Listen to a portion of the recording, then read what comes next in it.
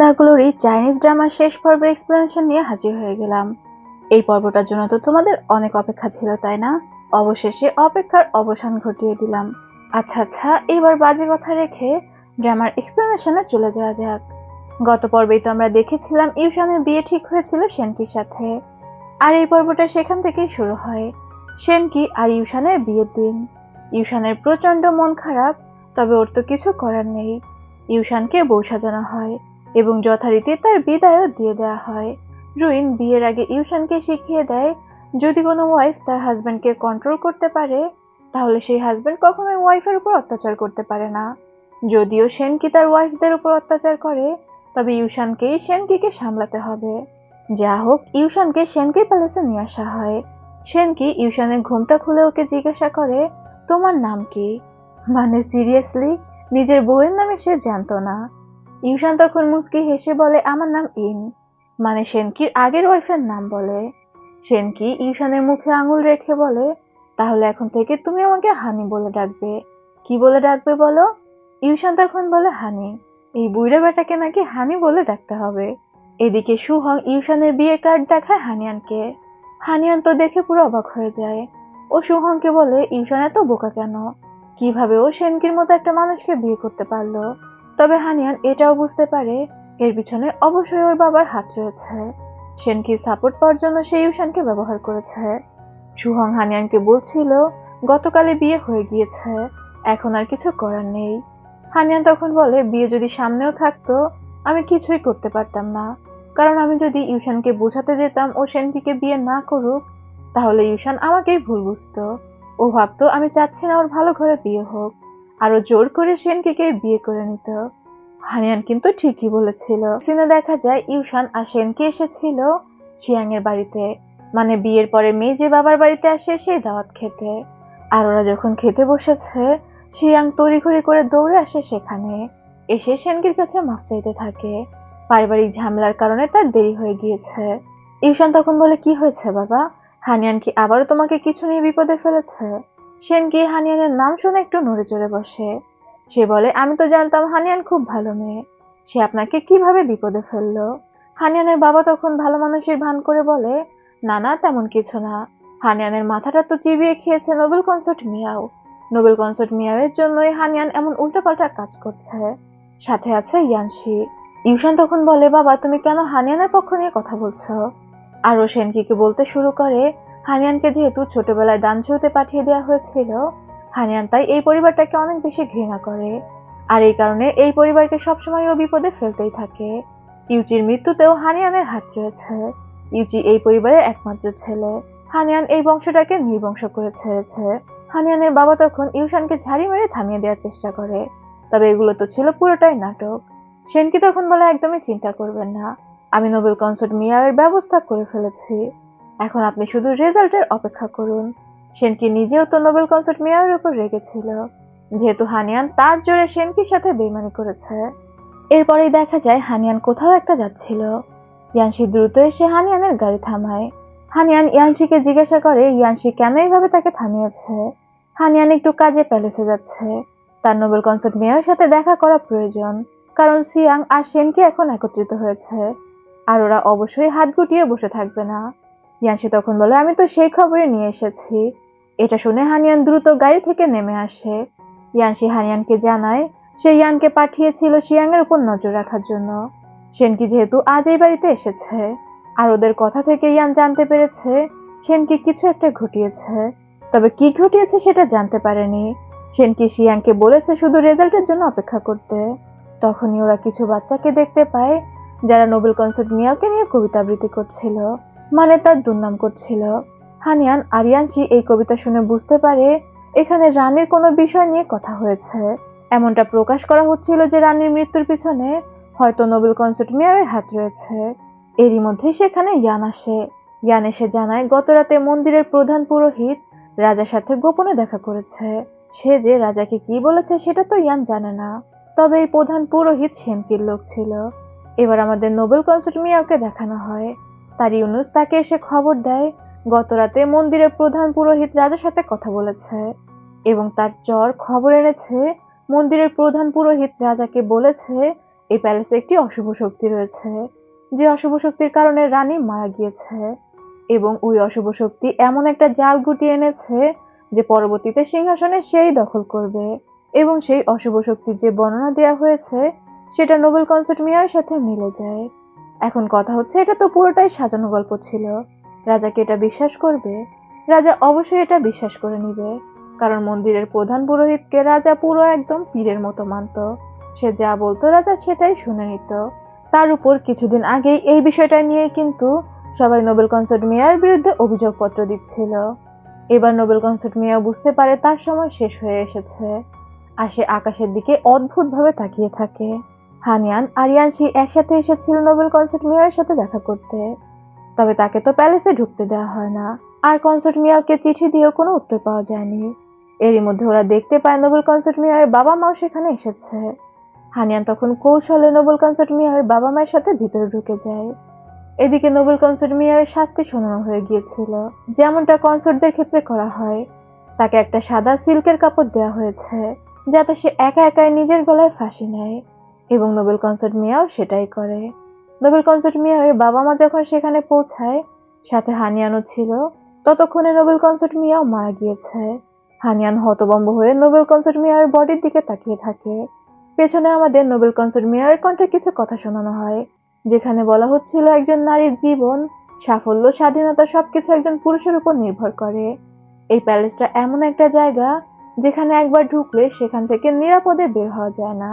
যুগে যুগে সমস্ত মেয়েরা নোবেল লেডি হওয়ার জন্য মরিয়া হয়ে থাকে, তবে আসল নোবেল লেডি তো সে যার কাছে স্বাধীনতা রয়েছে। আমি যখন এই প্যালেসে ঢুকেছিলাম তখনই আমি জানতাম আমার জীবন এখানেই শেষ হবে, আর আমার জীবন এখানেই শেষ হলো। জায়গাটা খুবই ইমোশনাল ছিল।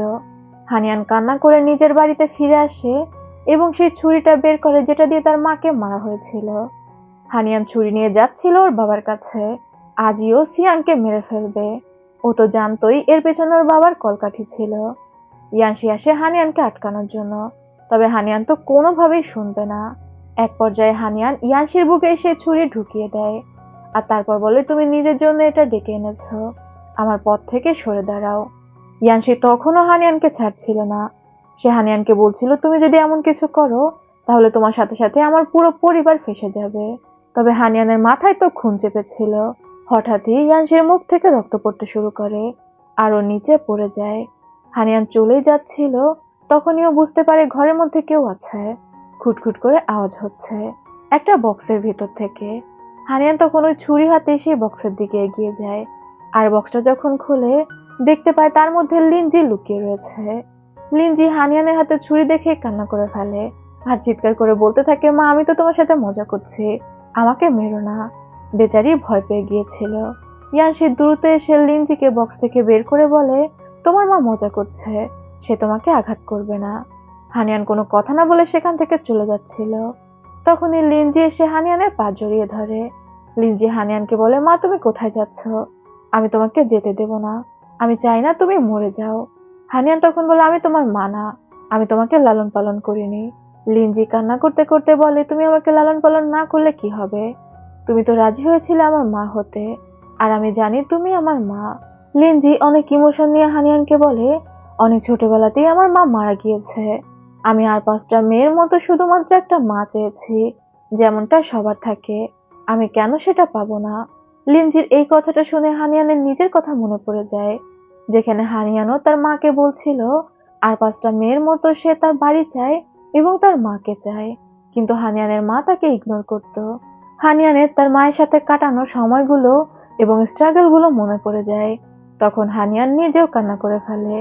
লিনজি হানিয়ানকে বলে, আমি কিন্তু তোমাকে সর্বপ্রথম দেখেছিলাম যখন তুমি এই শহরে এসেছিলে। তখনই আমি জানতাম যে তোমার সাথে আমার একটা সম্পর্ক হবে, তুমি আমার আপন কেউ হবে। এই বাচ্চাটা তো অনেক বেশি পাকা, এমন এমন কথা বলতো যে কথায় মানুষ না গলে পারবেই না। আর হানিয়ানও গলে যায়। লিনজি হানিয়ানকে বলে, আমি তোমার জন্য একটা উপহার এনেছি। গত বছর আমি যখন নানির বাগানে খেলছিলাম তখন আমি এই লকেটটা খুঁজে পেয়েছি। দেখো, এই লকেটে তোমার নাম খোদাই করা আছে। হানিয়ান যখন লকেটটা ধরে ও বুঝতে পারে ওর মা ওর জন্য এই লকেটটা তৈরি করেছিল, হয়তো বাগানে হারিয়ে গিয়েছিল যেটা লিনজি খুঁজে পেয়েছে। ও ছুরিটা ফেলে দিয়ে লিনজিকে জড়িয়ে ধরে। আর বলে সে লিনজিকে ছেড়ে কোথাও যাবে না, সেই লিনজির মা। ইয়ানশি তো হাঁপ ছেড়ে বাঁচে। এরপর আমাদের রাতের বেলার দৃশ্য দেখানো হয়। ইয়ানশি একা একাই নিজের ক্ষততে ওষুধ লাগাচ্ছিল। তখন হানিয়ান এসে ওর ক্ষততে ওষুধ লাগাতে সাহায্য করে, আর তারপর নিজের মনেই বিড়বিড় করে বলতে থাকে, সিয়াং আজ তো তুমি বেঁচে গেলে, তবে আমি তোমাকে এইভাবে ছেড়ে দেব না। ইয়ানশি তখন হানিয়ানকে বলে, সিয়াং এর পাপের বোঝা পূর্ণ হয়ে গিয়েছে, ওর তো একমাত্র শাস্তি মৃত্যু। তবে আমি চাই না সেই মৃত্যুটা তোমার হাতে হোক, আমি তোমার সাথে একটা সুস্থ স্বাভাবিক জীবন কাটাতে চাই। সিয়াং এর মৃত্যু হবে তবে অন্য কারো হাতে। হানিয়ান তখন বলে সে নিজে হাতে সিয়াংকে মারতে চায়, কারণ সিয়াং তার পরিবারকে মেরে ফেলেছে। হানিয়ান সবসময় চাইতো একটা বাড়ি, আর সিয়াং তার বাড়িটাকে ধ্বংস করে দিয়েছে। ইয়ানশি তখন বলে, কে বলেছে তোমার বাড়ি ধ্বংস হয়েছে? এই বাড়িটাও তোমার বাড়ি হতে পারে, আমরাও তোমার আপনজন। তুমি তো একটা পরিবার চাইতে, আমরাও তোমার পরিবার হতে পারি। হানিয়ান তখন বলে, রক্তের সম্পর্ক ছাড়া আবার কিসের পরিবার? ইয়ানশি এবার মুচকি হেসে বলে, এই বাড়িতে যাদের দেখছো, আমার মা, আমার আন্টি, কারোর সাথেই কিন্তু আমার রক্তের সম্পর্ক নেই। আমার মা বাবা আমাকে দত্তক এনেছিল, আমার আসল মা বাবা তো যুদ্ধের ময়দানেই মারা গিয়েছে। এটা শুনে হানিয়ান অবাক হয়ে যায়। ইয়ানশি তাহলে এই পরিবারের দত্তক নেওয়া সন্তান? ইয়ানশি হানিয়ানকে বোঝায়, বাড়ি হচ্ছে সেই জায়গাটা যেখানে তুমি নিরাপদে থাকতে পারবে, যেখানে তোমার আপনজনরা থাকবে। আর আপনজন মানে যে রক্তের সম্পর্ক হতে হবে তা কিন্তু নয়। এরই মধ্যে সেখানে ইয়ানশির মা আসে। ইয়ানশির মা অনেক চিন্তিত ছিল, কারণ নোবেল কনসার্ট মিয়ারের ফাঁসি হয়ে গিয়েছে, আর হানিয়ানের সাথে তার ভালো সম্পর্ক ছিল। হানিয়ানও বিপদে পড়বে না তো? হানিয়ানের এই বিষয়টা দেখে অনেক ভালো লাগে যে ইয়ানশির মা তার জন্য চিন্তা করছে। হানিয়ান ইয়ানশির মাকে সান্ত্বনা দিয়ে বলে, কিছু হবে না, শুধুমাত্র নোবেল কনসার্ট মিয়ারের ফাঁসি হয়েছে, তার নিজের বাবা মায়েরও কোনো ক্ষতি হয়নি। মানে রাজা নোবেল কনসার্ট মিয়ারের ভালো গুণগুলোর কথা চিন্তা করে তার পরিবারকে কোনো শাস্তি দেয়নি, আর হানিয়ান তো সেখানে অনেক দূরের। এসব কথা শুনে ইয়ানশির মা একটু স্বস্তি পায়। হানিয়ান তখন ইয়ানশির মাকে ভিতরে নিয়ে যায় ঘুম পাড়ানোর জন্য। পরবর্তী সিনে আমাদের সেনকিকে দেখানো হয়। ওর আগে ফুঁসছিল আর বলছিল, হানিয়ান আর ইয়ানশি এবারও পার পেয়ে গেল, নোবেল কনসার্ট মিয়ারের সাথে ওদের কোনো শাস্তি হলো না। তখন ইউশান সেনকির জন্য চা বানিয়ে আনে, আর বলে, আমার কাছে একটা প্ল্যান আছে। সেনকি এটা শুনে ইউশানকে থাপ্পড় মেরে ফেলে দেয়, আর বলে, ইন এখানে হলে কখনোই আমার কাছে নাক গলাতো না, ও জানে মেয়ে মানুষের বাউন্ডারি কত দূর। আর একটা থাপ্পড় খেয়ে পড়ে গিয়েও ইউশান হাসি মুখে বলে, একদম ঠিক বলেছেন, এরপর থেকে আমি এই বিষয়টা মনে রাখবো। সেনকি রাগে সেখান থেকে উঠে চলে যায়। বেচারি ইউশান সেখানেই পড়ে থাকে। পরবর্তী সিনে দেখা যায়, মেঘ মিনিস্টার আনের সেই বক্সের সম্পর্কে খোঁজ পেয়েছে, আর ইয়ানশি তাকে জিজ্ঞাসা করছিল কি জানতে পেরেছে। মেং তখন জানায়, আমরা তো সব জায়গায় শুধু ওই বক্সটা খুঁজেছি, কিন্তু আমরা সেই মানুষগুলোকে খুঁজিনি যার সাথে মিনিস্টার আনের ভালো সম্পর্ক ছিল। এমন একজন মানুষকে সে খুঁজে পেয়েছে যার সাথে মিনিস্টার আনের সবচেয়ে ভালো সম্পর্ক ছিল, আর সে হয়তো ওই বক্সের সম্পর্কে জানতে পারে। তখন মেং মর্গের একটা লোকের কথা বলে। ইয়ানশি এরপরে চলে যায় মর্গে। মর্গে সেই লোকটা বক্সটা দিতে দিতে বলছিল, আমরা মর্গে চাকরি করি বলে কোনো মিনিস্টাররা তো আমাদের মানুষ বলেই মনে করতো না, কিন্তু মিনিস্টার আন একদম অন্যরকম ছিল, সে আমাকে খুবই সম্মান করত, আমরা মাঝে মাঝে একসাথে বসে চাও খেতাম। আর তার সাথে আমার সবচেয়ে বড় মিল হচ্ছে, সেও কখনো বিয়ে করেনি আর আমিও কখনো বিয়ে করিনি। এই লোকটা ফানি ভাবে কথা বলছিল। ইয়ানশিকে যখন ওই বক্সটা দেয়া হয়, ইয়ানশি বক্সের তালা ভেঙে ফেলে। এটা দেখে লোকটা উদ্বিগ্ন হয়ে বলে, মিনিস্টার আন বলেছিল এই বক্স না খুলতে, আপনি কেন খুললেন? ইয়ানশি তখন বলে, এটা না খুললে আমি কিভাবে তাকে জাস্টিস দিব? এটা শুনে লোকটা ভয় পেয়ে যায়।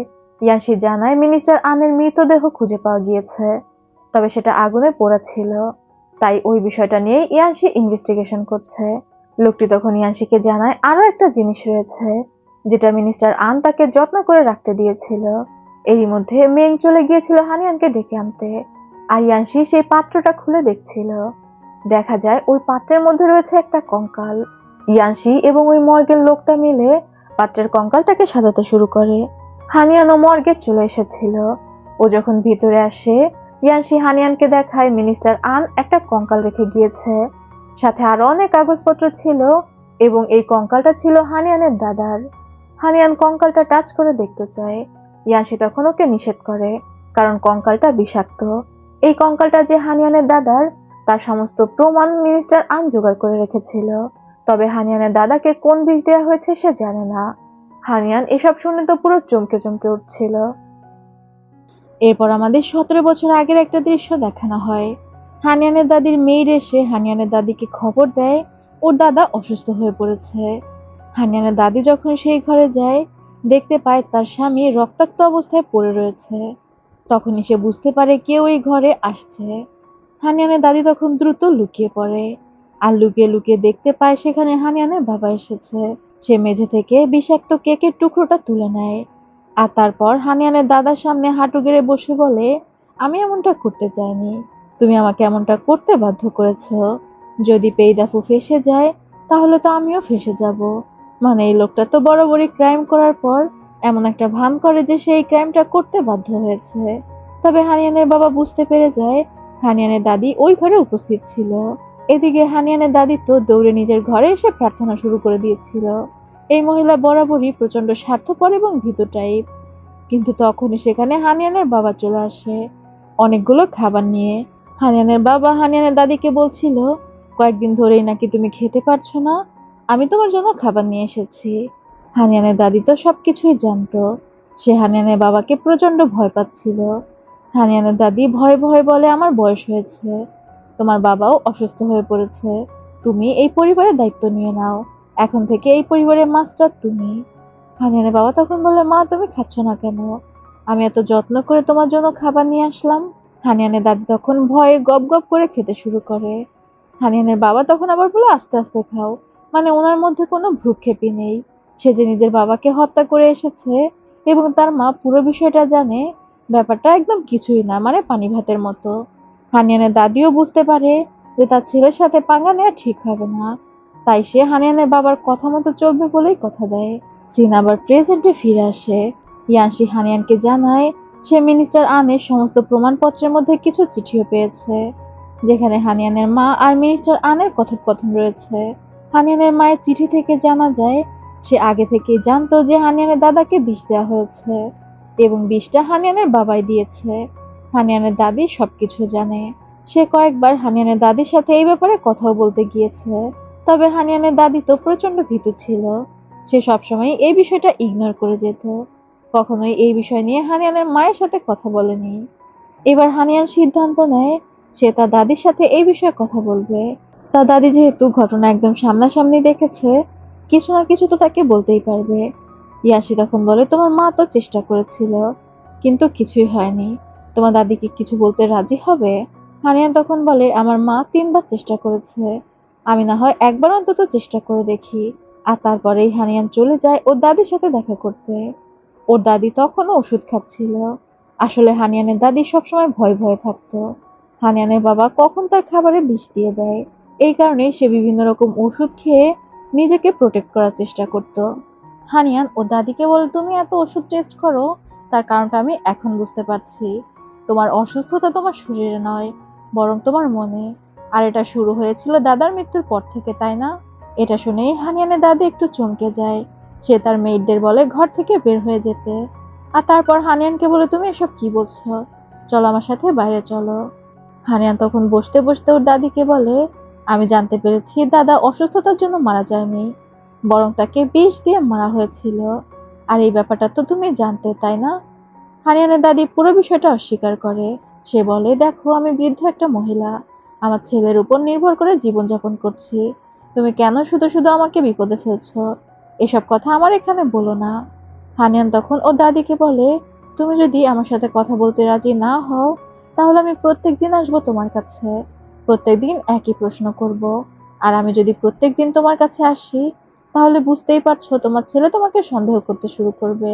সে মনে করবে তুমি আমার সাথে জড়িত, তখন তুমি আরো বেশি বিপদে পড়ে যাবে। তুমি সারা জীবন খুব ভয় নিয়ে জীবনযাপন করেছো, তোমার কি মনে চায় না একবারের জন্য একটু আলাদাভাবে বাঁচতে? হানিয়ানের দাদি তখন বলে, আমি এখনই যাচ্ছি সিয়াং এর কাছে, এটা বলতে যে তুমি উল্টাপাল্টা কথা বলতে এসেছো আর তুমি আমাকে তার বিরুদ্ধে খেপাচ্ছ। হানিয়ান তখন বলে, আমি আমার মায়ের জিনিসপত্র গোছাতে গিয়ে একটা চিঠি খুঁজে পেয়েছি, যেখানে লেখা ছিল দাদার মৃত্যুটা বিষক্রিয়ায় হয়েছে, আর সেই বিষটা দাদাকে তুমি দিয়েছ। এটা শুনে হানিয়ানের দাদি বলে, কি সব উল্টাপাল্টা কথা বলছো, আমি মোটেও তোমার দাদাকে বিষ দিইনি। হানিয়ান তখন বলে, আমি তো জানি তুমি এটা করোনি। তুমি ইনোসেন্ট, কিন্তু তুমি যদি আমাকে সাহায্য করতে রাজি না হও তাহলে আমি এই চিঠিটা অথরিটির কাছে জমা দিব। আর একবার যদি এই কেসটা ওপেন হয়ে যায় তাহলে তোমার কি মনে হয় যে আসলেও দাদাকে বিষ দিয়েছে সে তোমাকে বাঁচানোর চেষ্টা করবে, নাকি এইবারে তোমার ঘাড়ে দোষটা চাপিয়ে দেওয়ার চেষ্টা করবে? এবার হানিয়ানের দাদি একটু ভয় পেয়ে যায়। হানিয়ান ওর দাদিকে বলে, তুমি ভেবে দেখো তুমি আমার প্রশ্নের উত্তর দেবে কি দেবে না। আর তারপর সেখান থেকে বের হয়ে আসে। তবে হানিয়ান আর ইয়ানসি দুজনেই চিন্তায় পড়ে গিয়েছিল হানিয়ানের দাদি মুখ খুলবে কিনা। তখনই সুহং সেখানে আসে। সুহং জানায় হানিয়ানের দাদির বিশ্বস্ত মেড এসেছিল, যে একটা বক্স দিয়ে গিয়েছে। হানিয়ান বক্সটা খুলে দেখতে পায় সেখানে ধনিয়া পাতা টাইপ একটা গাছ রয়েছে, মানে একটা মশলা গাছ। আর ও সেটা তুলে নেয় হাতে। তখনই ইয়ানসি ধাক্কা দিয়ে হানিয়ানের হাত থেকে ওই গাছটা ফেলে দেয় এবং বলে এটা বিষাক্ত হতে পারে। ইয়ানসি এক্সপ্লেন করে এই গাছটা দেখতে অনেকটা নর্মাল মশলা জাতীয় গাছ, কিন্তু এই গাছের শিকড় বিষাক্ত। খুব সম্ভবত তোমার দাদাকে এই গাছের শিকড়ের বিষই দেয়া হয়েছে। হানিয়ান এবার বুঝতে পারে ওর দাদি কিছু বলতে তো রাজি হয়নি, তবে ইনডিরেক্টলি হানিয়ানকে সাহায্য করেছে। হানিয়ানের দাদি বহু বছর আগে থেকেই বুঝতে পেরেছিল এই গাছগুলো বিষাক্ত, কারণ ইউশানের একটা খরগোশ ছিল যেটা এই গাছ খেয়ে মারা গিয়েছে। সিন আবার প্রেজেন্টে চলে আসে। হানিয়ানের দাদি কিচেনে দাঁড়িয়ে দাঁড়িয়ে এই গাছগুলোই দেখছিল। একটু পরে দেখা যায় হানিয়ানের বাবা রান্না করছে। তখন ইয়ানসি সেখানে চলে আসে আর হানিয়ানের বাবাকে গ্রেফতার করে। হানিয়ানের বাবা জিজ্ঞাসা করে তার অপরাধ কি। ইয়াসি তখন বলে কোর্টে গেলেই জানতে পারবে। আর তারপর সেখান থেকে হানিয়ানের বাবাকে গ্রেফতার করে নিয়ে যাওয়া হয়। ইয়ানসি একজন গার্ডকে বলে সেই মশলা জাতীয় গাছগুলোর স্যাম্পল কালেক্ট করে নিতে। ইম্পেরিয়াল ফিজিশিয়ান মানে ডাক্তারকে দিয়ে এগুলো পরীক্ষা করানো হবে গাছগুলো বিষাক্ত কিনা এটা। রুইন দূর থেকে পুরো বিষয়টা দেখতে পায়। এরপর হানিয়ানের বাবাকে কোর্ট রুমে নিয়ে যাওয়া হয়। হানিয়ানের দাদার কঙ্কাল সেখানে হাজির করা হয়। ইয়ানসি পুরো প্রস্তুতি নিয়ে নিয়েছিল হানিয়ানের বাবাকে শাস্তি দেওয়ার। হানিয়ান দূর থেকে সবকিছু দেখছিল। হানিয়ানের বাবা ওই কঙ্কালটা দেখে এমন ভান করে সে জীবনে কঙ্কাল দেখেনি। ইয়ানসি জানায় এটা হানিয়ানের দাদার কঙ্কাল। হানিয়ানের বাবা তখন বলে অসম্ভব, আমার বাবাকে 17 বছর আগে সমাধিস্থ করা হয়েছিল, তাও দানঝোয়ের একটা সমাধিতে, তার কঙ্কাল এখানে কিভাবে আসবে? ইয়ানসি তখন জানায় 4 বছর আগে মিনিস্টার আন এই কঙ্কালটা উদ্ধার করেছে এবং এই কঙ্কালটা যে হানিয়ানের দাদার তার সমস্ত প্রমাণও তো মিনিস্টার আন জোগাড় করে রেখে গিয়েছিল। দানঝোয়ের গভর্নমেন্টের কাছ থেকে অনুমতি নিয়ে সে হানিয়ানের দাদার সমাধি খুঁড়েছিল। সমস্ত কাগজপত্র এখানে রেডি। প্রধান জজ নিশ্চিত হয় যে এই কঙ্কালটা হানিয়ানের দাদার। এবার পরবর্তী বিষয়টা ছিল ওই মশলা গাছ যে বিষটা দিয়ে হানিয়ানের দাদাকে মারা হয়েছে। ইয়ানসি জানায় হানিয়ানের বাবার কি জানে এই গাছগুলো ছিল, এমন ভাবে ছিল যেন এটা সাধারণ একটা গাছ, তবে ইম্পেরিয়াল ডাক্তার দিয়ে পরীক্ষা করানো হয়েছে এটা খুবই ভয়ঙ্কর একটা বিষ। হানিয়ানের বাবা তখন কান্না করতে করতে বলতে থাকে সে জানতোই না যে এটা বিষাক্ত গাছ। প্রধান জজ তখন বলে এটা কিভাবে সম্ভব? 17 বছর আগে যদি তোমার বাবা অ্যাক্সিডেন্টলি এই গাছের বিষ থেকে মারা যায়, তাহলে গত 17 বছরে তোমার পরিবারে কেউ কেন অ্যাক্সিডেন্টলি মারা যায়নি? তুমি তো এখনো পর্যন্ত জানতেই না এটা বিষাক্ত। ব্যাস হানিয়ানের বাবা যায় ফেঁসে। সে তখন কান্না করতে থাকে আর বলতে থাকে আমি অপরাধী, আমার অপরাধের জন্য আমাকে শাস্তি দিন, আমি সত্যটা গোপন করেছি। ইয়ানসি আর হানিয়ান দুজনেই তো হা হয়ে গিয়েছিল, এত সহজেই সিয়াং তার অপরাধ কবুল করে নিচ্ছে। তবে ও তো ছিল আরো এক কাঠি উপরে। সিয়াং জানায় সে সত্যিটা গোপন করেছে, এই সব কিছুর পেছনে রয়েছে রুইন, তার কনকুবাইন। এটা শুনে হানিয়ান আর ইয়ানসি ডাবল ধাক্কা খায়। হানিয়ানের বাবা জানায় 17 বছর আগে রুইনই তার বাবাকে বিষ দিয়েছিল, কিন্তু সে এই সত্যটা গোপন করে গিয়েছে। এদিকে রুইন কিচেনে দাঁড়িয়ে দাঁড়িয়ে চিন্তা করছিল এই গাছগুলো কি সত্যি বিষাক্ত, মানে এই বেচারি জানতোই না যে এই গাছগুলো বিষাক্ত। নানি তাও রুইনের সাথে দাঁড়িয়েছিল, আর সেই গাছগুলো ধরতে গেলে রুইন বলে এগুলো ধরো না, চলো আগে ইউশানের কাছে যাই, ওর বাবাকে বাঁচাতে হবে। রুইন যখন প্যালেস থেকে বের হতে যায় তখনই মেং আর ইয়ান আসে সেখানে। রুইনকে জানায় তাকে কোর্টে যেতে হবে। রুইন প্রথমে অবাক হয় যে তাকে কেন কোর্টে যেতে হবে, তারপরেও সে মেং আর ইয়ানের সাথে চলে যায় এবং নানি তাওকে বলে ইউশানকে খবর দিতে। রুইনকে যখন কোর্টে আনা হয় সিয়াং তখন রুইনের দিকে তাকিয়ে বলে আমাকে ক্ষমা করে দিও, আমি 17 বছর তোমাকে বাঁচিয়েছি কিন্তু আর বাঁচাতে পারলাম না, মানে এই লোকটা কত বড় শিয়ানা চিন্তা করুন। রুইন অবাক হয়ে বলে তুমি কিভাবে আমাকে বাঁচালে, আমি কি এমন অপরাধ করেছি যে তুমি 17 বছর সেটা গোপন রেখেছো? এবার প্রধান জজ রুইনকে জানায় সিয়াং জানিয়েছে রুইন সিয়াং এর বাবাকে বিষ দিয়েছে। হানিয়ানের জন্মের আগে সে হানিয়ানের দাদাকে বিষ দিয়েছিল, আর তারপরে গণকে ডেকে এনে হানিয়ানকে অশুভ শক্তি বলে অপবাদ দিয়েছে। পুরোটাই ছিল রুইনের পরিকল্পনা। রুইন তো এটা শুনে আকাশ থেকে পড়ে। সে সিয়াং এর দিকে তাকিয়ে বলে, তুমি আমার অনেক অপরাধ ইগনোর করে গিয়েছো, এবার আমি বুঝতে পারছি তুমি কেন সেগুলো করেছো। এই যে এখন বিপদের সময় যাতে তুমি আমাকে ফাঁসাতে পারো। সিয়াং তখন বলে, আমরা ভালোবাসাময় কাপল হিসেবে সারা জীবন কাটিয়েছি, তুমি এসব কি অপবাদ দিচ্ছ আমার নামে। বেচারা ভাজা মাছটা উল্টে খেতে জানে না। সিয়াং প্রধান জজের দিকে তাকিয়ে বলে, সেই গণক এখন জেলেই বন্দী রয়েছে, আপনি চাইলে ওই গণককে ডেকে জিজ্ঞাসা করতে পারেন। এরপর স্বাভাবিকভাবে সেই গণককে ডেকে আনা হয় এবং জিজ্ঞাসা করা হয় রুইন কি 17 বছর আগে তাকে ভাড়া করে এনেছিল কিনা হানিয়ানকে অশুভ শক্তি বলে ফাঁসানোর জন্য। এবার এটা তো একটা সত্যি কথা ছিল।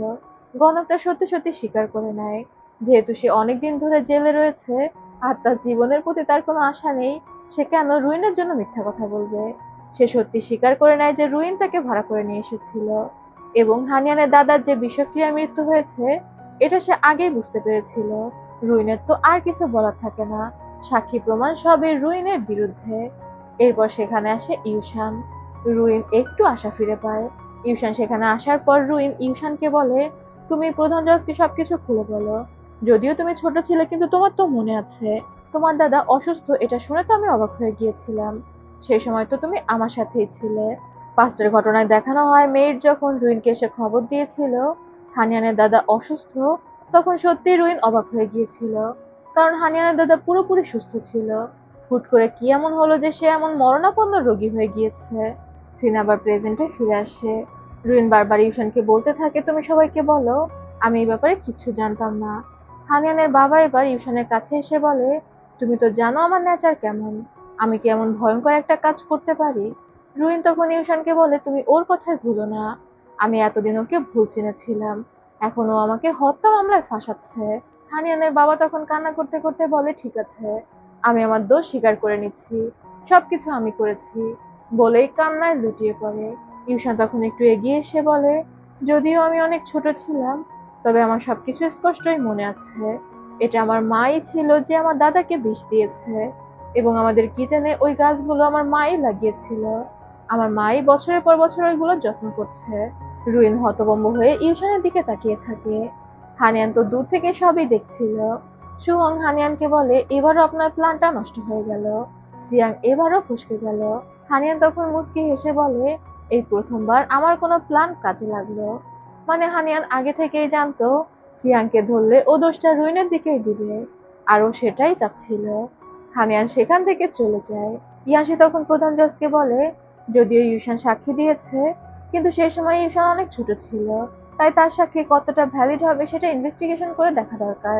আর রুইন এবং সিয়াং একে অপরের উপর দোষ দিচ্ছে, বিষয়টা নিয়ে এখনো ধোঁয়াশা রয়ে গিয়েছে।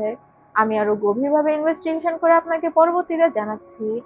প্রধান জজ তখন ইয়ানশিকে দায়িত্ব দেয় এই কেসটাকে আরো গভীরভাবে ইনভেস্টিগেশন করার জন্য। আপাতত কেসটা স্থগিত করে দিয়ে সেখান থেকে চলে যায়। রুইন ইউশানের দিকে অসহায়ভাবে তাকিয়েছিল। ইউশান তখন রুইনের দিকে তাকিয়ে বলে, তুমিই তো আমাকে এগুলো শিখিয়েছো, তোমার জন্যই তো আমার এই অবস্থা, তুমিই তো শিখিয়েছো বাবা আমাদের পরিবারের আকাশ, আর আকাশ ধসে পড়লে পরিবার ধ্বংস হয়ে যায়। সিয়াং তখন ইউশানের পায়ের কাছে গিয়ে বলে, সে তোমার মা, সে তোমাকে জন্ম দিয়েছে, তার সম্পর্কে এমন কথা বলো না। মানে এই লোকটার ন্যাকামি দেখলে প্রত্যেক মিনিটে মিনিটে থাপড়াতে মন চায়। পাস্টের একটা সিন থেকে দেখানো হয় ছোটবেলা থেকে বড়বেলা পর্যন্ত সবসময় রুইন শুধু ইউশানকে এই জিনিসটাই বোঝাতো, সবকিছুর জন্য ইউশানকে তার বাবার উপরই নির্ভর করতে হবে। তার বাবার পছন্দের খাবার ইউশানের পছন্দের খাবার হতে হবে, তার বাবার পছন্দের জুয়েলারি ইউশানের পছন্দের জুয়েলারি হতে হবে, তার বাবার জন্যই তাদের সমস্ত বিলাসিতা, তাই যে কোনো ভাবে বাবাকেই প্রোটেক্ট করতে হবে। রুইন বুঝতে পারে তার নিজের শিক্ষা নিজের উপরই ভারী পড়ে গিয়েছে। যা হোক, ইউশান ওর মায়ের দিকে একবার তাকায়ও না, ওর বাবাকে টেনে তোলে আর তারপর কোর্ট থেকে বের হয়ে যায়। এরপর আমাদের হানিয়ানের বাবাকে দেখানো হয় যে একটা মহিলার কাছে রুইনকে বিক্রি করে দিচ্ছিল এবং বলছিল রুইনকে যেন ভালো একটা ফ্যামিলিতে মেইড হিসেবে পাঠানো হয়। সেখানে রুইনকে নিয়ে আসা হয়। ও অবাক হয়ে জিজ্ঞাসা করে, তুমি কি করতে চাচ্ছ। হানিয়ানের বাবা তখন বলে, তুমি কোর্টে কনফেস করে ফেলেছো, এখন তো আর আমি তোমাকে রাখতে পারবো না, রুইন তখন হাসতে হাসতে বলে, ভান করা বন্ধ করো। তুমি আমি দুজনেই খুব ভালো করে জানি তোমার বাবাকে কে পয়জন দিয়েছিল। তুমি এত জঘন্য একটা মানুষ, অবশ্যই তোমার কৃতকর্মের ফল পাবে। এটা শুনে পাশে থাকা ওই মহিলা, যার কাছে রুইনকে বিক্রি করা হচ্ছিল, মহিলাটা রুইনকে একটা থাপ্পড় লাগিয়ে দেয়। আর তারপর বলে, তোমার সুন্দর চেহারার জন্য হয়তো ভালো কোনো ফ্যামিলিতে তোমাকে পাঠাতে পারবো, নিজের মুখে লাগাম দাও। এটা শুনেই রুইন নিজের চুলের কাঁটা দিয়ে নিজের মুখ কেটে ফেলে। আর তারপর হানিয়ানের বাবাকে বলে, দেখো আমি আমার চেহারা নষ্ট করে ফেলেছি, তুমি কি এখনো আমাকে বিক্রি করবে? আমি খুব ভালো করেই জানি একবার এই প্যালেস থেকে বের হলে আমি আর বাঁচতে পারবো না। তবে তুমি এটা জেনে রাখো, আমি মরে গেলেও সারা জীবন তোমাকে তাড়া করতে থাকবো। হানিয়ানের বাবা উঠে এসে রুইনের হাত থেকে চুলের কাঁটাটা নিয়ে নেয়। গার্ডরা রুইনকে টানতে টানতে সেখান থেকে বের করে নিয়ে যায়। যে মহিলার কাছে রুইনকে বিক্রি করা হয়েছিল, সে টাকা না নিয়ে উল্টে কিছু লোককে টাকা দিচ্ছিল এবং একটা চিঠি। তার মানে রুইনের কপালে শনি আছে। রুইনকে সেখান থেকে নিয়ে যাওয়া হয়। আর দেখা যায় সত্যি সত্যি ওই টাকাগুলো ছিল রুইনকে মেরে ফেলার জন্য। যাদের কাছে রুইনকে পাঠানো হয়েছিল, তারা রুইনকে জ্যান্ত কবর দিয়ে দিচ্ছে। রুইন তো ভেবেছিল এবারই হয়তো ওর শেষ, কিন্তু ওর আশার আলো হয়ে এসে দাঁড়ায় হানিয়ান এবং ইয়ানশি। ইয়ানশি ওই লোক দুটাকে মেরে ফেলে আর তারপর রুইনকে সেখান থেকে উদ্ধার করে। রুইন প্রচন্ড লজ্জা পাচ্ছিল হানিয়ানের দিকে তাকাতে। সে সারা জীবন শুধু হানিয়ানের ক্ষতি করেছে, আর এখন হানিয়ানই তার জীবন বাঁচালো, অথচ তার নিজের মেয়ে তাকে কোর্টে ফাঁসিয়ে দিয়ে গিয়েছে। হানিয়ান রুইনকে নিয়ে ওর মায়ের কবরের কাছে আসে। রুইন যখন জানতে পারে যে হানিয়ানের মাকে সিয়াং মেরে ফেলেছে, ও তো পুরো অবাক হয়ে যায়। রুইন এতদিন জানতো যে হানিয়ানের মা স্বাধীনভাবে তার নিজের জীবনযাপন করছে। হানিয়ান তখন জানায় যেদিন সে প্যালেস থেকে বের হয়েছিল, সেদিনই সিয়াং তাকে মেরে ফেলেছে। শুধুমাত্র আমার মা না, লিনজির মা ইউকিনকেও সিয়াংই মেরে ফেলেছিল। সে ইয়ানশিকে বিষ দিয়েছিল, সেই বিষ ইউকিন খেয়ে নিয়েছে। এটা শুনে রুইন প্রচন্ড কান্না করতে থাকে। তার মেয়েটাকেও সিয়াং মেরেছে। হানিয়ান রুইনকে বলে, তুমি বিশ্বাস করো আর না করো, ইউচির মৃত্যুতে আমার কোনো হাত ছিল না। তারপরেও আমার নিজেকে অনেক অপরাধী মনে হয়। রুইন হানিয়ানকে বলে, আজকের কেসটা তো তুমিই সাজিয়েছিলে, তুমিই তো ফাঁসিয়েছিলে সিয়াংকে। হানিয়ান তখন স্বীকার করে যে আজকের কেসটা সেই সাজিয়েছে। রুইন তখন একটু রেগেই বলে, তুমি আজকের কেস সাজিয়েছো, আমাকে ফাঁসিয়েছো, আর এখন আমাকে ব্যবহার করতে চাচ্ছ? তোমার ইন্টেনশন আসলে কি? হানিয়ান তখন বলে, যদিও আজকের কেস আমি সাজিয়েছি, কিন্তু আমি তোমাকে ফাঁসাইনি, আর আমি তোমাকে বাঁচাচ্ছি। সিয়াং প্রচন্ড চালাক একজন মানুষ। সে প্রত্যেকটা অপরাধ করার আগে ঠিক করে রাখে সেই অপরাধের দায় কার উপর চাপাবে। সে হয়তো বহু আগেই ঠিক করে রেখেছিল তার বাবার মৃত্যুর দায়টা তোমার উপর চাপাবে। এখন যেহেতু সেই কেস সামনে এসেছে, সে তোমার উপর চাপিয়েছে। এখানে আমার কোনো দোষ নেই। রুইন তখন বলে, তুমি অবশ্যই এটা ঠিক বলেছ। এত বছর আমি তার সাথে সংসার করলাম, এমনটা মনে হতো যে সে আমাকে সত্যিই ভালোবাসে। আমি যদিও তার কনকুবাইন ছিলাম, তাও আমি নিজেকে এই সংসারের প্রতি সঁপে দিয়েছিলাম। কিন্তু অবশেষে আমি কি পেলাম? একদম শূন্য হাত, যেমনটা তোমার মা আমাকে বলেছিল। হানিয়ানের মা তো নিউ ইয়ারের দিন রুইনকে একটা খালি বাক্স উপহার দিয়েছিল। রুইনের সেই বিষয়টা মনে পড়ে যায়। হানিয়ান রুইনকে বলে, দাদি কোনো ঝামেলার মধ্যেই যায় না। তারপরও দাদার মৃত্যুর বিষয়টা সে জানতো। বাবাই যে দাদাকে বিষ দিয়েছে এই বিষয়টা। আর তুমি তো অনেক চালাক, বছরের পর বছর তার পাশে থেকেছো। তুমি অবশ্যই তার সমস্ত ক্রাইম সম্পর্কে জানো। এমনকি সে যে পেইদাহুর অ্যাডপ্টেড সন্তান, এটাও তুমি আগে থেকে জানতে।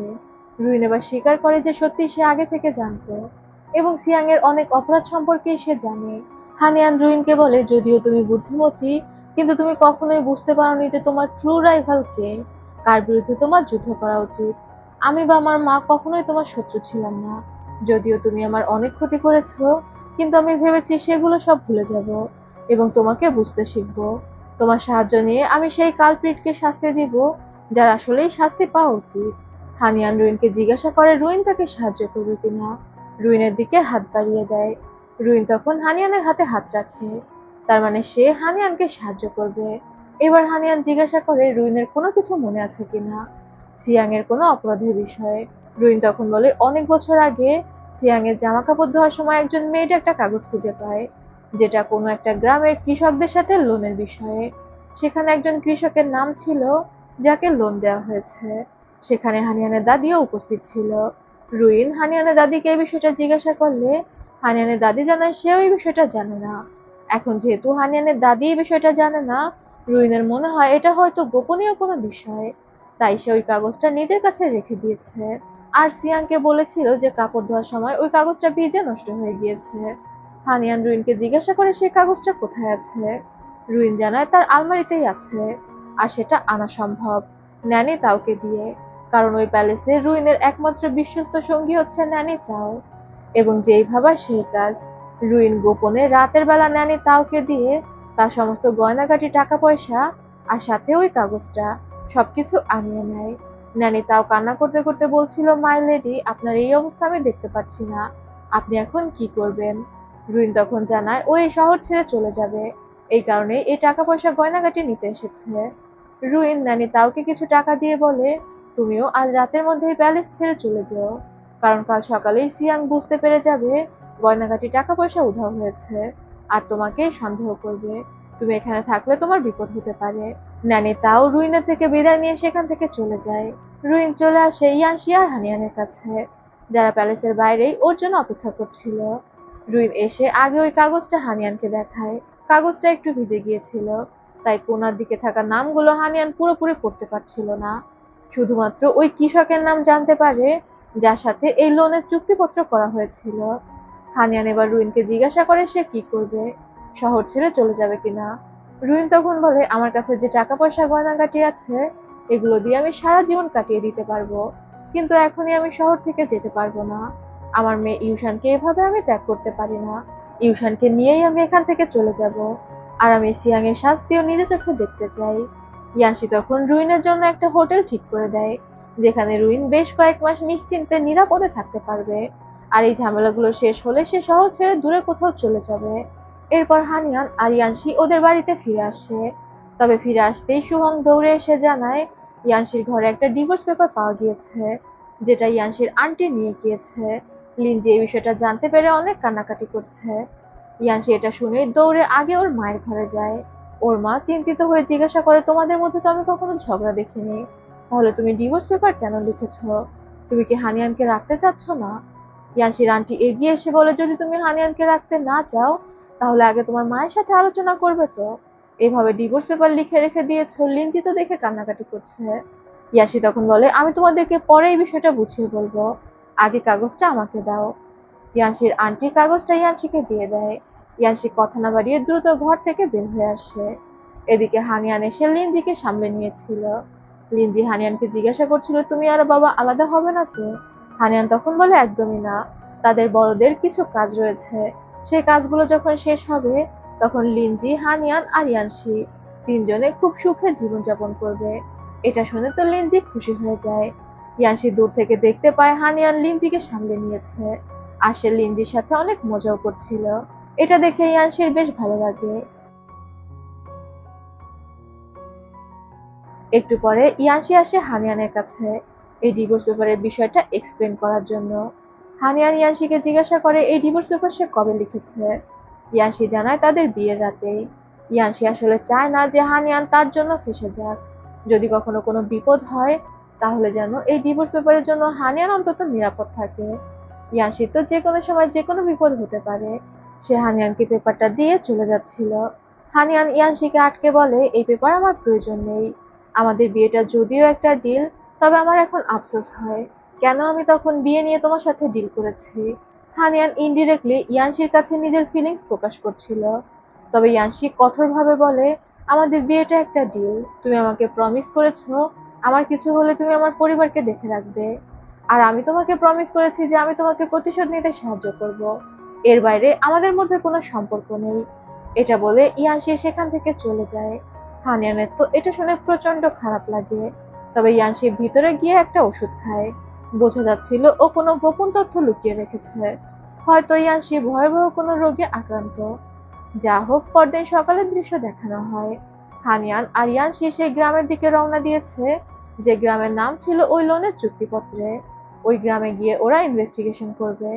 যেতে যেতে ইয়ানশি হানিয়ানকে কিছু খাবার অফার করে, তবে হানিয়ান রাগের আগে বলে, তোমার আমার বিয়েটা একটা ডিল, তাই এসব ন্যাকামি বা ভালোবাসা দেখানোর কোনো প্রয়োজন নেই।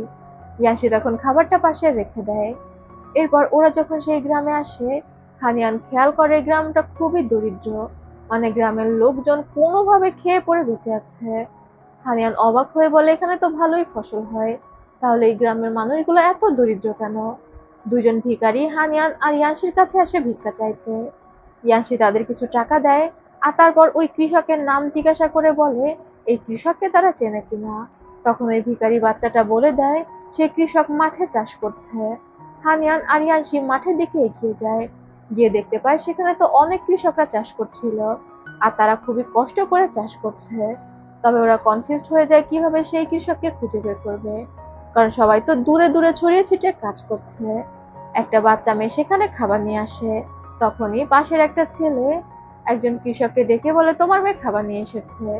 আর ওই কৃষককে যে নামে ডাকে ওই নামটাই হানিয়ান আর ইয়ানসি খুঁজছিল।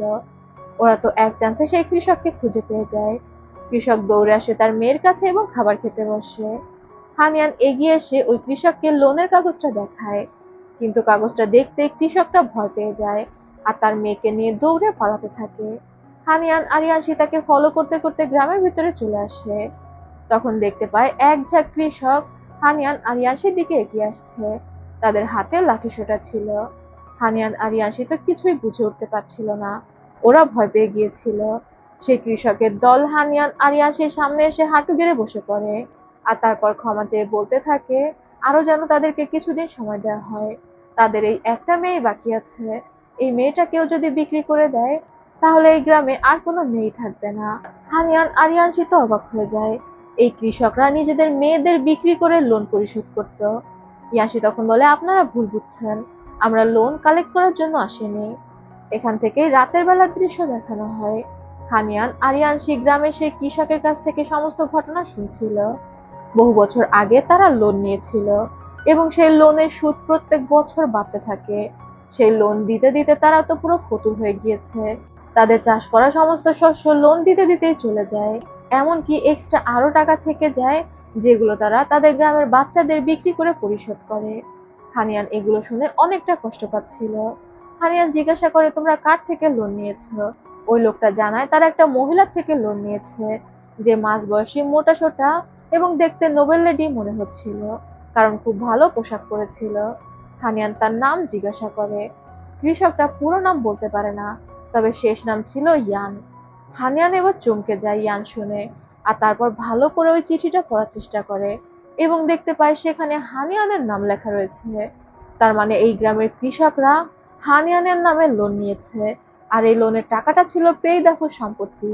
আপনারা হয়তো বুঝতে পারছেন না, বিষয়টা আমি ছোট্ট করে ক্লিয়ার করে দিচ্ছি। হানিয়ানের বাবা হানিয়ানের নাম করে এইসব কৃষকদের লোন দিয়েছে, এবং লোনটা দিয়েছে পেইদাফুর টাকা থেকে, যে টাকাটা এত বছর ধরে রাজা উদ্ধার করার চেষ্টা করছে। কিভাবেই বা উদ্ধার করত, টাকাটা সে এইভাবে ছড়িয়ে দিয়েছে। বছরের পর বছর কৃষকদের থেকে লোনের টাকা উদ্ধার করে টাকার অ্যামাউন্ট বাড়ছে। রাজাও এই টাকার হদিশ পাবে না, এবং এই সব কিছু কার নামে চলছে? হানিয়ানের নামে। মানে কখনো যদি সে ধরা খায় তাহলে পুরো দোষটা যাবে হানিয়ানের ঘাড়ে। বুঝুন এই লোকটা কতটা ধূর্ত। আর এই সব কিছু ক্যালকুলেট করার পর হানিয়ানের তো মাথায় ঘুরতে থাকে। কৃষকটা হানিয়ানের সাথে কথা বলে সেখান থেকে চলে যায়। হানিয়ান আর ইয়ানসি তাদেরকে আশ্বস্ত করে এখন থেকে তাদের আর লোন দিতে হবে না। আর এরপর দুইজনে নিজেদের মধ্যে কথা বলতে থাকে।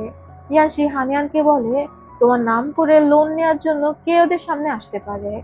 হানিয়ানও চিন্তা করছিল যে ওই মহিলা কে হতে পারে, কৃষকটা যার বর্ণনা দিয়েছে, এবং হানিয়ানের মনে হয় এটা একমাত্র ন্যানি তাওই হতে পারে। আর এরপরে ওরা দুজন বুঝতে পারে ওরা আসলে সিয়াং এর ফাঁদে পড়ে গিয়েছে। ন্যানি তাওয়ের মাধ্যমে সিয়াং ইচ্ছা করে এই লোনের কাগজ হানিয়ানের হাতে পৌঁছেছিল, যাতে করে হানিয়ান এই গ্রামে আসে ইনভেস্টিগেশন করতে। দেখা যায় সত্যি সত্যি ন্যানি তাও আর সিয়াং দুজন তো একজোট। সিয়াং রান্না করেছে আর ন্যানি তাও সেটা টেস্ট করে বলছে খুব মজা। সিয়াং রান্না করতে করতে বলছে রুইনকে যদিও টাকা পয়সা গয়নাগাটি দিয়ে দিতে হলো, কিন্তু কিছু করার নেই, বড় কিছু পেতে হলে ছোট কিছু তো ছাড়তেই হবে। ন্যানি তাও তার কথার সাথে সহমত হয়। এদিকে হানিয়ান আর ইয়ানসি তো অলরেডি ট্র্যাপে পা দিয়ে ফেলেছিল। তারা বুঝতে পারে রাজার সৈন্যরা এখনই পৌঁছে যাবে তাদেরকে হাতে নাতে ধরার জন্য। ইয়ানসি হানিয়ানকে বলে, দ্রুত লুকিয়ে পড়ো। হানিয়ান তো ইয়ানসিকে ছেড়ে যাবে না। ইয়ানসি তখন বলে, তুমি দ্রুত লুকিয়ে পড়ো, দুইজনে ধরা পড়া চলবে না। যদি আমাকে ধরে নিয়ে যায় তুমি আমাকে উদ্ধার করবে। এটা শুনে হানিয়ান দৌড়ে সেখান থেকে পালিয়ে যায়। এরই মধ্যে সেখানে প্রধান জজ সহ অনেকগুলো গার্ড চলে আসে। সিয়াং নিজে অভিযোগ করেছে যে ইয়ানশি পেইদাফুর পালিত সন্তান। সেই পেইদাফুর সমস্ত সম্পত্তি নিয়ন্ত্রণ করে এবং এই গ্রামে যে লোনগুলো দেয়া হয়েছে এগুলো ইয়ানশি দিয়েছে। আর সেই লোনের টাকা তুলতে ইয়ানশি এই গ্রামে এসেছে। প্রধান জজ এসেছে ইয়ানশিকে হাতে নাতে ধরার জন্য এবং দেখতেই পাচ্ছে যে ইয়ানশি এখানে উপস্থিত। ইয়ানশি তখন আর কিছু বলার থাকে না, ও চুপচাপ স্যারেন্ডার করে নেয়। তখন গার্ডরা ইয়ানশিকে অ্যারেস্ট করে, যেটা দূর থেকে হানিয়ান দাঁড়িয়ে দেখছিল। পরদিন সকালের দৃশ্য দেখানো হয়। হানিয়ান ঘোড়া ছুটিয়ে শহরে আসে আর মেইন গেট দিয়ে প্রবেশ না করে সেই গর্তটা দিয়ে প্রবেশ করে, যে গর্তটা দিয়ে ইয়ানশি ওকে একদিন শহরের বাইরে এনেছিল চাইজিং এর সাথে দেখা করার জন্য। যা হোক, হানিয়ান সবার আগে গিয়ে মেং এর সাথে দেখা করে। এদিকে ইয়ানশিকে তো জেলের ভিতরে প্রচুর পরিমাণে টর্চার করা হয়েছে। বেচারার অবস্থাই খারাপ হয়ে গিয়েছে। ইয়ানশি সবকিছু স্বীকার করে নেয়, ওই যে পেইদাফুর পালিত সন্তান এই বিষয়টি। তবে প্রধান জজ এই বিষয়টি বিশ্বাস করতে পারছিল না। সে ইয়ানশিকে বলছিল, আমি খুব ভালো করেই তোমাকে চিনি, অনেক বছর ধরে একসাথে কাজ করছি, তুমি এমনটা করতেই পারো না, ঘটনা কি আমাকে সত্যি করে বলো।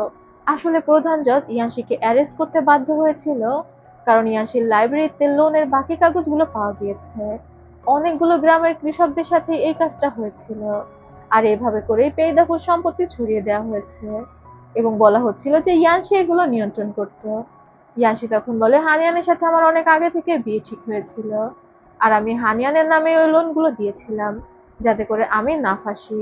কিন্তু আপনি সময়কাল হিসাব করলে দেখতে পাবেন ওই লোনগুলো যখন দেয়া হয়েছিল সেই সময় হানিয়ান দান ছিল আর ও এই বিষয়ে কিচ্ছু জানে না। ইয়ানশি প্রধান জজকে বলে, আপনি আমাকে একটা কথা দিন, এত বছর ধরে তো আমি আপনার সাথে কাজ করেছি, আমি সবকিছু স্বীকার করে নিচ্ছি, আমি পেইদাফুর পালিত সন্তান, তবে আপনি আমাকে কথা দিন আপনি আমার পরিবারকে রক্ষা করবেন। প্রধান জজ তখন বলে, আমি তোমার পরিবারকে কেন রক্ষা করতে যাব, এতে আমার লাভ কি। ইয়ানশি বলে সে পেইদাফুর কেস নিয়ে অনেক ইনভেস্টিগেশন করেছে এবং অনেক গোপন তথ্য সে জানে, সে সবকিছু প্রধান জজকে দিয়ে দিবে আর সেগুলো রাজার সামনে শো করে প্রধান জজ তার ক্রেডিট নিতে পারবে। পেইদাফুর কেসটা তো অনেক বড় একটা কেস, এত বড় একটা কেস প্রধান জজ সলভ করেছে, এটা রাজা জানতে পারলে তো প্রধান জজকে প্রমোশন দেওয়া হবে। প্রধান জজ তখন বলে, আমার প্রমোশন প্রয়োজন নেই, এতদিন যেহেতু আমরা একসাথে কাজ করেছি তাই আমি তোমাকে কথা দিচ্ছি যে আমি তোমার পরিবারকে প্রোটেক্ট করার সর্বোচ্চ চেষ্টা করব। ইয়ানশি এটা শুনে হাঁপ ছেড়ে বাঁচে আর সেখানেই অজ্ঞান হয়ে যায়। বাইরে থেকে ইয়ান এবং মেং পুরো বিষয়টাই দেখতে পায় আর ওরা দ্রুত সেখান থেকে চলে আসে।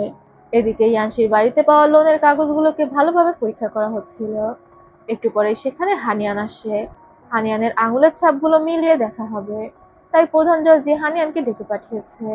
হানিয়ান দ্রুত এসে সেখানে আঙুলের ছাপ দিয়ে দেয় এবং দেখা যায় লোনের কাগজগুলোতে হানিয়ানের আঙুলের ছাপ নেই, তার মানে হানিয়ান নির্দোষ। হানিয়ান প্রধান জজকে বলে সে ইয়ানশির সাথে দেখা করতে চায়। প্রধান জজ তখন বলে, ইয়ানশি তার সমস্ত অপরাধ স্বীকার করেছে, তুমি এখন তার সাথে দেখা করে বা কি করবে, আর তুমি দেখা করতে চাইলেও সে হয়তো দেখা করবে না। হানিয়ান জোর করছিল ইয়ানশির সাথে দেখা করার জন্য। তখনই একজন এসে খবর দেয় ইয়ানশি অসুস্থ হয়ে পড়েছে। প্রধান জজ তখন দ্রুত সেদিকে যেতে থাকে আর হানিয়ান তার পিছু পিছু যাচ্ছিল এবং বলছিল সে ইয়ানশির সাথে দেখা করতে চায়, কিন্তু প্রধান জজ পাত্তা দিচ্ছিল না।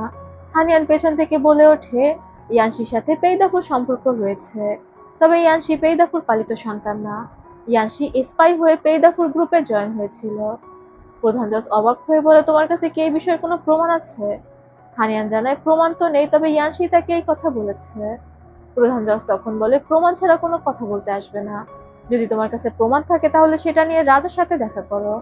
এটা বলে প্রধান জজ সেখান থেকে চলে যায়। হানিয়ান তো পড়ে যায় মহা টেনশনে, সে এবার কিভাবে বা প্রমাণ জোগাড় করবে। ব্যর্থ হয়ে হানিয়ান বাড়িতে ফিরে আসে, তবে ওর খুবই খারাপ লাগছিল। ও যখন ভিতরে ঢুকতে যাবে তখনই ইয়ানশির মা, আন্টি আর লিনজি তিনজনে দৌড়ে আসে। তারা হানিয়ানকে দেখে বলছিল, ইয়ানশি কোথায়? হানিয়ান কি ইয়ানশিকে ফিরিয়ে আনেনি? ইয়ানশির মা হানিয়ানকে জোর করলে হানিয়ান বলে, ইয়ানশি আমার সাথে দেখা করতে রাজি হয়নি, সে নাকি তার সমস্ত অপরাধ স্বীকার করে নিয়েছে। এটা শুনেই তো ইয়ানশির মা অসুস্থ হয়ে পড়ে। ইয়ানশির আন্টি হানিয়ানের পায়ে পড়ে যায়, বলতে থাকে, ম্যাডাম আজকে থেকে আমি আপনাকে একদমই বুলি করব না, আপনার চোখের দিকে তাকিয়েও কথা বলবো না, দয়া করে আপনি আমার ইয়ানশিকে বাঁচান। হানিয়ানের পা ধরে রিকোয়েস্ট করছিল। হানিয়ান দ্রুত ইয়ানশির আন্টিকে টেনে তোলে। লিনজিও কান্নাকাটি করছে। বাড়ির সবার এমন অবস্থা দেখে হানিয়ানের দিশেহারা অবস্থা। হানিয়ান তখন সবাইকে সামলানোর জন্য বলে, আপনারা সবাই শান্ত হন। আমি কথা দিচ্ছি আমি অবশ্যই ইয়ানশিকে বাঁচিয়ে আনবো। ইয়ানশির হাতে খুব বেশি সময়ও ছিল না, মাত্র 1-2 দিন সময় ছিল। 1-2 দিনের মধ্যেই হয়তো ইয়ানশিকে ফাঁসি দেওয়া হতো। হানিয়ান তখন আর বাড়ির ভিতরে প্রবেশ করে না। ও সেখান থেকেই মেং আর ইয়ানের সাথে রওনা দেয় অন্যান্য মন্ত্রীদের বাড়ি, সবার কাছে সাহায্য চাওয়ার জন্য। তবে কেউই হানিয়ানকে সাহায্য করতে রাজি হয় না। অনেকে তো ঝাড়ু দিয়ে পিটিয়ে হানিয়ানকে বের করে দিচ্ছিল। বাধ্য হয়ে হানিয়ান শেষ পর্যন্ত যায় ডিউক সেনকির প্যালেসে। তবে ও গিয়ে দেখতে পায় সেনকি বাড়িতে নেই, সেখানে ইউশান ছিল। ইউশান তো এবার সুযোগ পেয়ে গিয়েছে। হানিয়ান ইউশানকে চা এগিয়ে দেয়, তবে ও চাটা গ্রহণ করে না। হানিয়ান তখন হাঁটু গেড়ে বসে ইউশানকে চা দেয়। চা খেতে খেতে ইউশান বলে, আমি খুব ভালো করেই জানি ইয়ানশি এখন জেলে বন্দি, আর তুমি সেই জন্যই ডিউকের কাছে এসেছো সাহায্য চাইতে। হানিয়ান তখন বলে, ইয়ানশি নির্দোষ, সে পেইদাফুর পালিত সন্তান না। আমার বাবা সিয়াংই পেইদাফুর পালিত সন্তান। তুমি এখনো বাবাকে চিনতে পারোনি। সে নিজেকে ছাড়া কাউকেই ভালোবাসে না, প্রচন্ড স্বার্থপর একটা মানুষ। এটা শুনে ইউশান ওই গরম চা হানিয়ানের মুখে ছুঁড়ে মারে, আর তারপর বলে, বাবাকে আমি খুব ভালো করেই জানি, তার সম্পর্কে কোনো কথা তোমার কাছ থেকে শুনতে চাই না। এখনই প্যালেস থেকে বের হয়ে যাও। এটা বলে ইউশান সেখান থেকে চলে যায়। হানিয়ান অসহায়ের মতো সেখানেই বসে থাকে।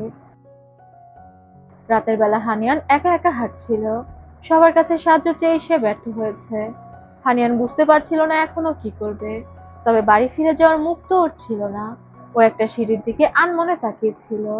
তখনই 3টি আলো হাতে 3টি মেয়ে হানিয়ানের দিকে এগিয়ে আসে। আর এই মেয়ে 3টি ছিল ওয়াংশু, জিয়াকি এবং চেন। তারা দৌড়ে আসে হানিয়ানের কাছে। অনেক রাতে বাড়ির সবার চোখ ফাঁকি দিয়ে তারা বের হয়ে এসেছে হানিয়ানের খোঁজে, এবং অনেকক্ষণ ধরে খোঁজাখুঁজির পর হানিয়ানকে অবশেষে পেল। হানিয়ান তো অবাক হয়ে যাচ্ছিল এই মেয়েগুলোকে দেখে। এরা এসে বলছিল যে ওরা হানিয়ানকে সাহায্য করবে। হানিয়ান তখন বলে তার এখন ইয়াংশির সাথে দেখা করতে হবে। ওয়াংশু তখন জানায় তার মাথায় একটা প্ল্যান এসেছে। তার একটা কাজিন জেলে বন্দি। হানিয়ান ওয়াংশুর পরিচয় নিয়ে জেলে যেতে পারে। হানিয়ান তখন বলে, জেলে গেলে তো আর ইয়াংশির সাথে দেখা করা যাবে না। এবার জিয়া কি বলে, তার একজন পরিচিত অফিসার আছে, যাকে কিছু ঘুষ দিলেই সে ইয়াংশির সাথে দেখা করিয়ে দিবে। চেন তখন মাথা নিচু করে বলে, আমি তো তোমাকে কোনো সাহায্য করতে পারবো না, তবে আমি দোয়া করতে পারি যেন তুমি সফল হও। হানিয়ানের চোখে পানি চলে আসে। ও হাঁটু গেড়ে 3জনকে গ্রেটিং করতে যায়। তবে 3জন হানিয়ানকে টেনে তোলে আর বলে, আমরা তো তোমার বন্ধুই, বিপদে যদি পাশে না থাকলাম তাহলে কেমন বন্ধুত্ব হলো। পরদিন সকালের দৃশ্য দেখানো হয়। হানিয়ান মাথায় একটা টুপি মতো পরে ওয়াংশুর পরিচয় নিয়ে কোর্টে ঢোকে, এবং জিয়াকির পরিচিত সেই অফিসারকে ঘুষ দিয়ে ইয়াংশির সাথে দেখা করে। ইয়াংশিকে এমন একটা জায়গাতে রাখা হয়েছিল যেখানে কোমর পর্যন্ত পানি, আর শিকল দিয়ে ওর হাত বেঁধে রাখা হয়েছে। হানিয়ান দৌড়ে গিয়ে ইয়াংশিকে জড়িয়ে ধরে আর কান্না করে বলতে থাকে, তুমি একদম চিন্তা করো না, আমি অবশ্যই তোমাকে এখান থেকে মুক্ত করব। ইয়াংশি অজ্ঞান ছিল। হানিয়ান আসার পর তার জ্ঞান ফেরে। সে হানিয়ানকে দেখে অবাক হয়ে বলে, তুমি কিভাবে আসলে? তুমি এখানে কেন এসেছো? আমি আমার অপরাধ স্বীকার করে নিয়েছি। তুমি আর কোনোভাবেই আমাকে বাঁচাতে পারবে না। তুমি কিন্তু আমাকে প্রমিস করেছিলে তুমি আমার পরিবারকে প্রোটেক্ট করবে। হানিয়ান তো অনেক কান্না করছিল আর বলছিল, এসব উল্টাপাল্টা কথা রাখো। কি অবস্থা হয়েছে তোমার দেখো। তুমি তো পেইদাফুর পালিত সন্তান না, তাহলে কেন তুমি এটা স্বীকার করতে গিয়েছো?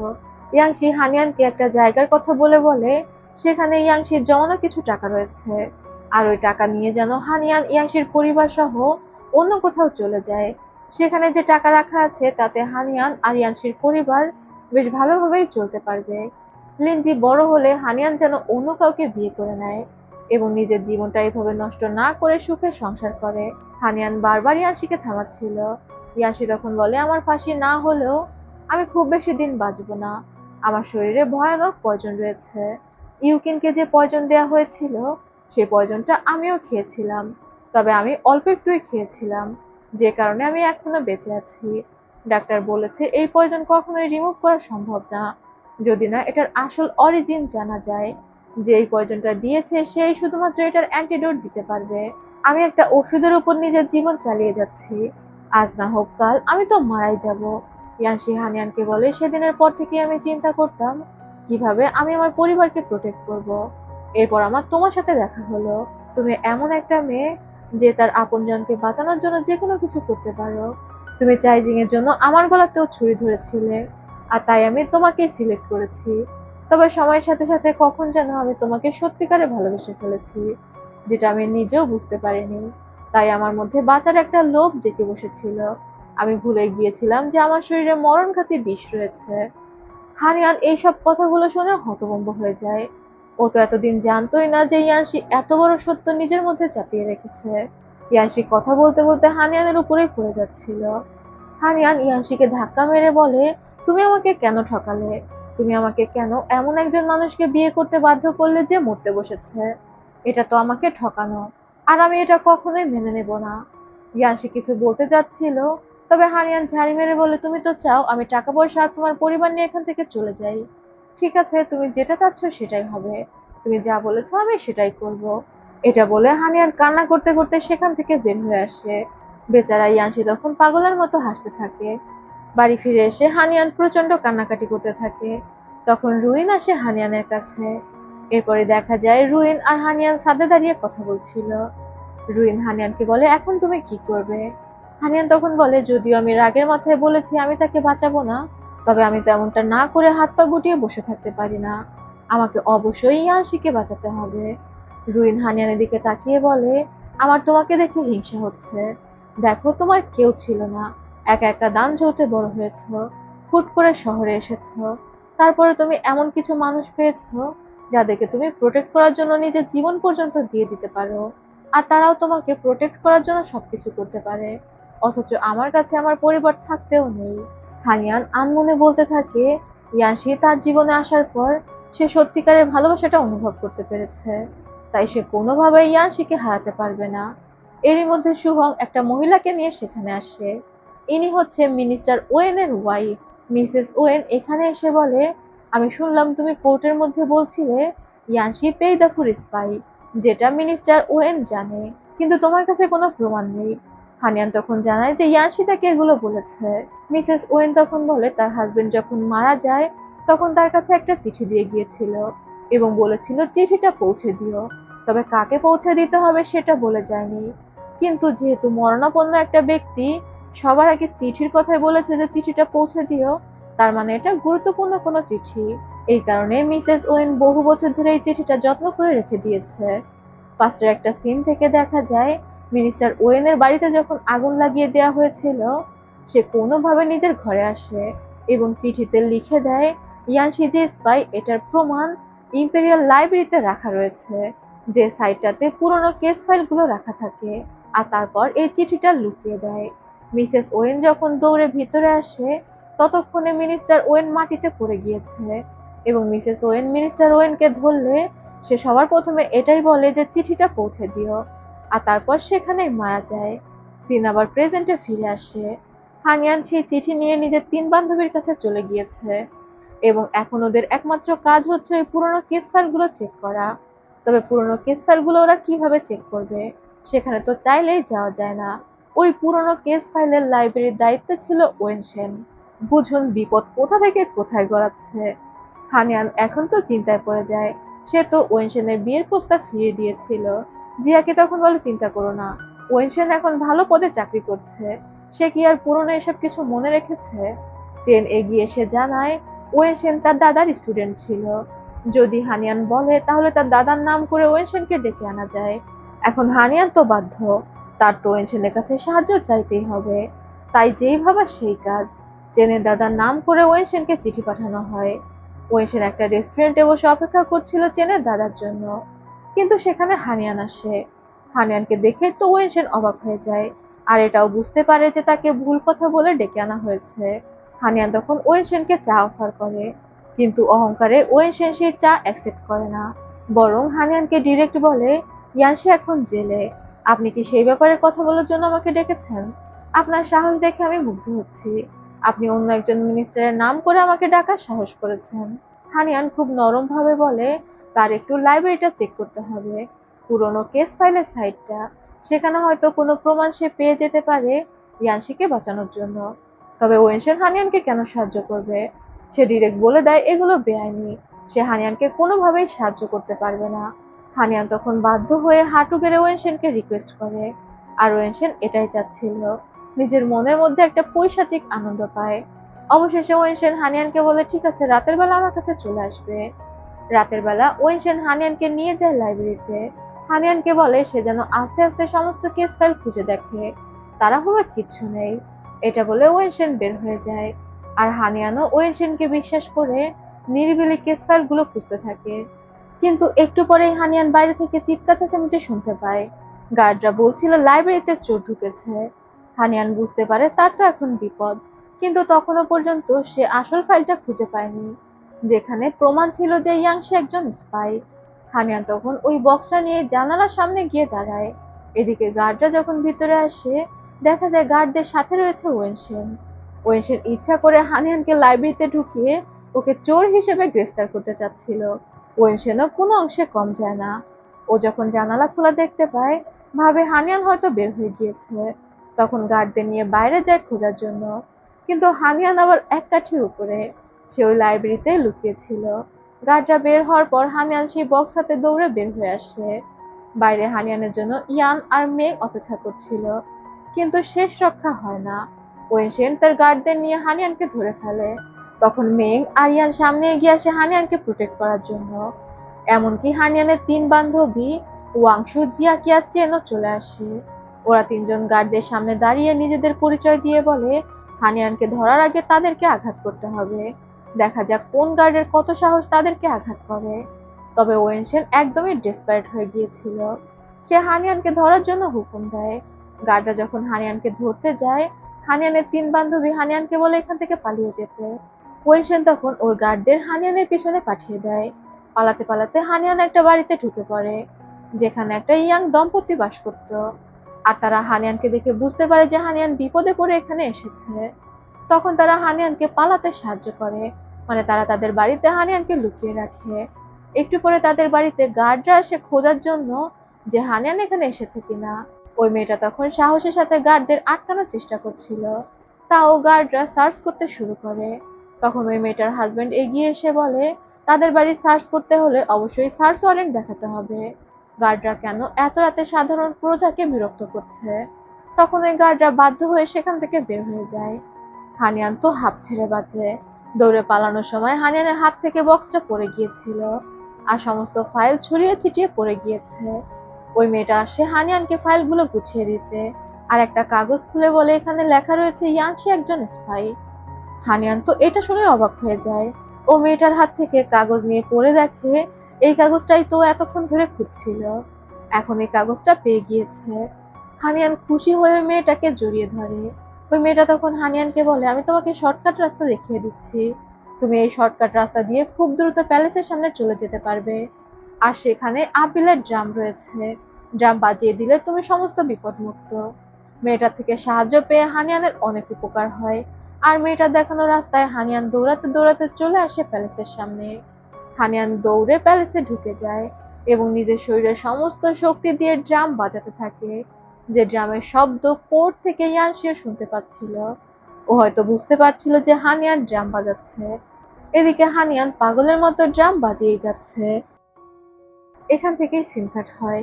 পরবর্তী সিনে দেখা যায় ওয়েনশেনের জন্য শাস্তি ঘোষণা করা হচ্ছে।